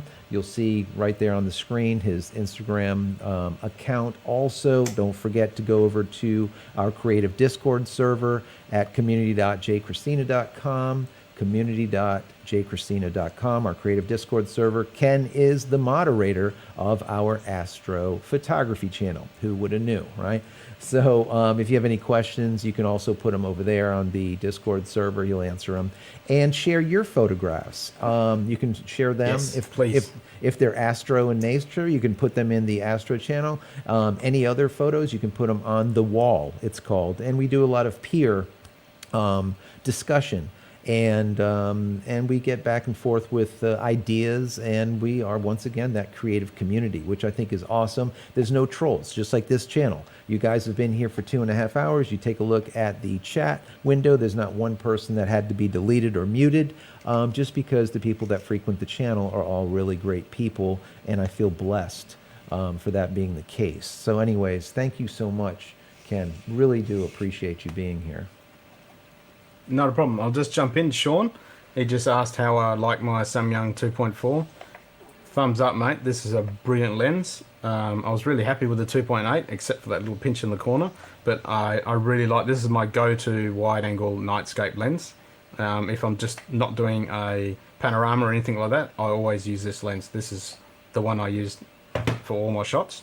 And for the people that commenting on the whiskey collection in the back here, I actually have my own YouTube channel called Scotch Down Under, where we review whiskey and scotch. So if you're into that, jump over there and have a look at our reviews. But yes, I'm very happy to help anybody out. Jump onto the Discord, pop any questions down below.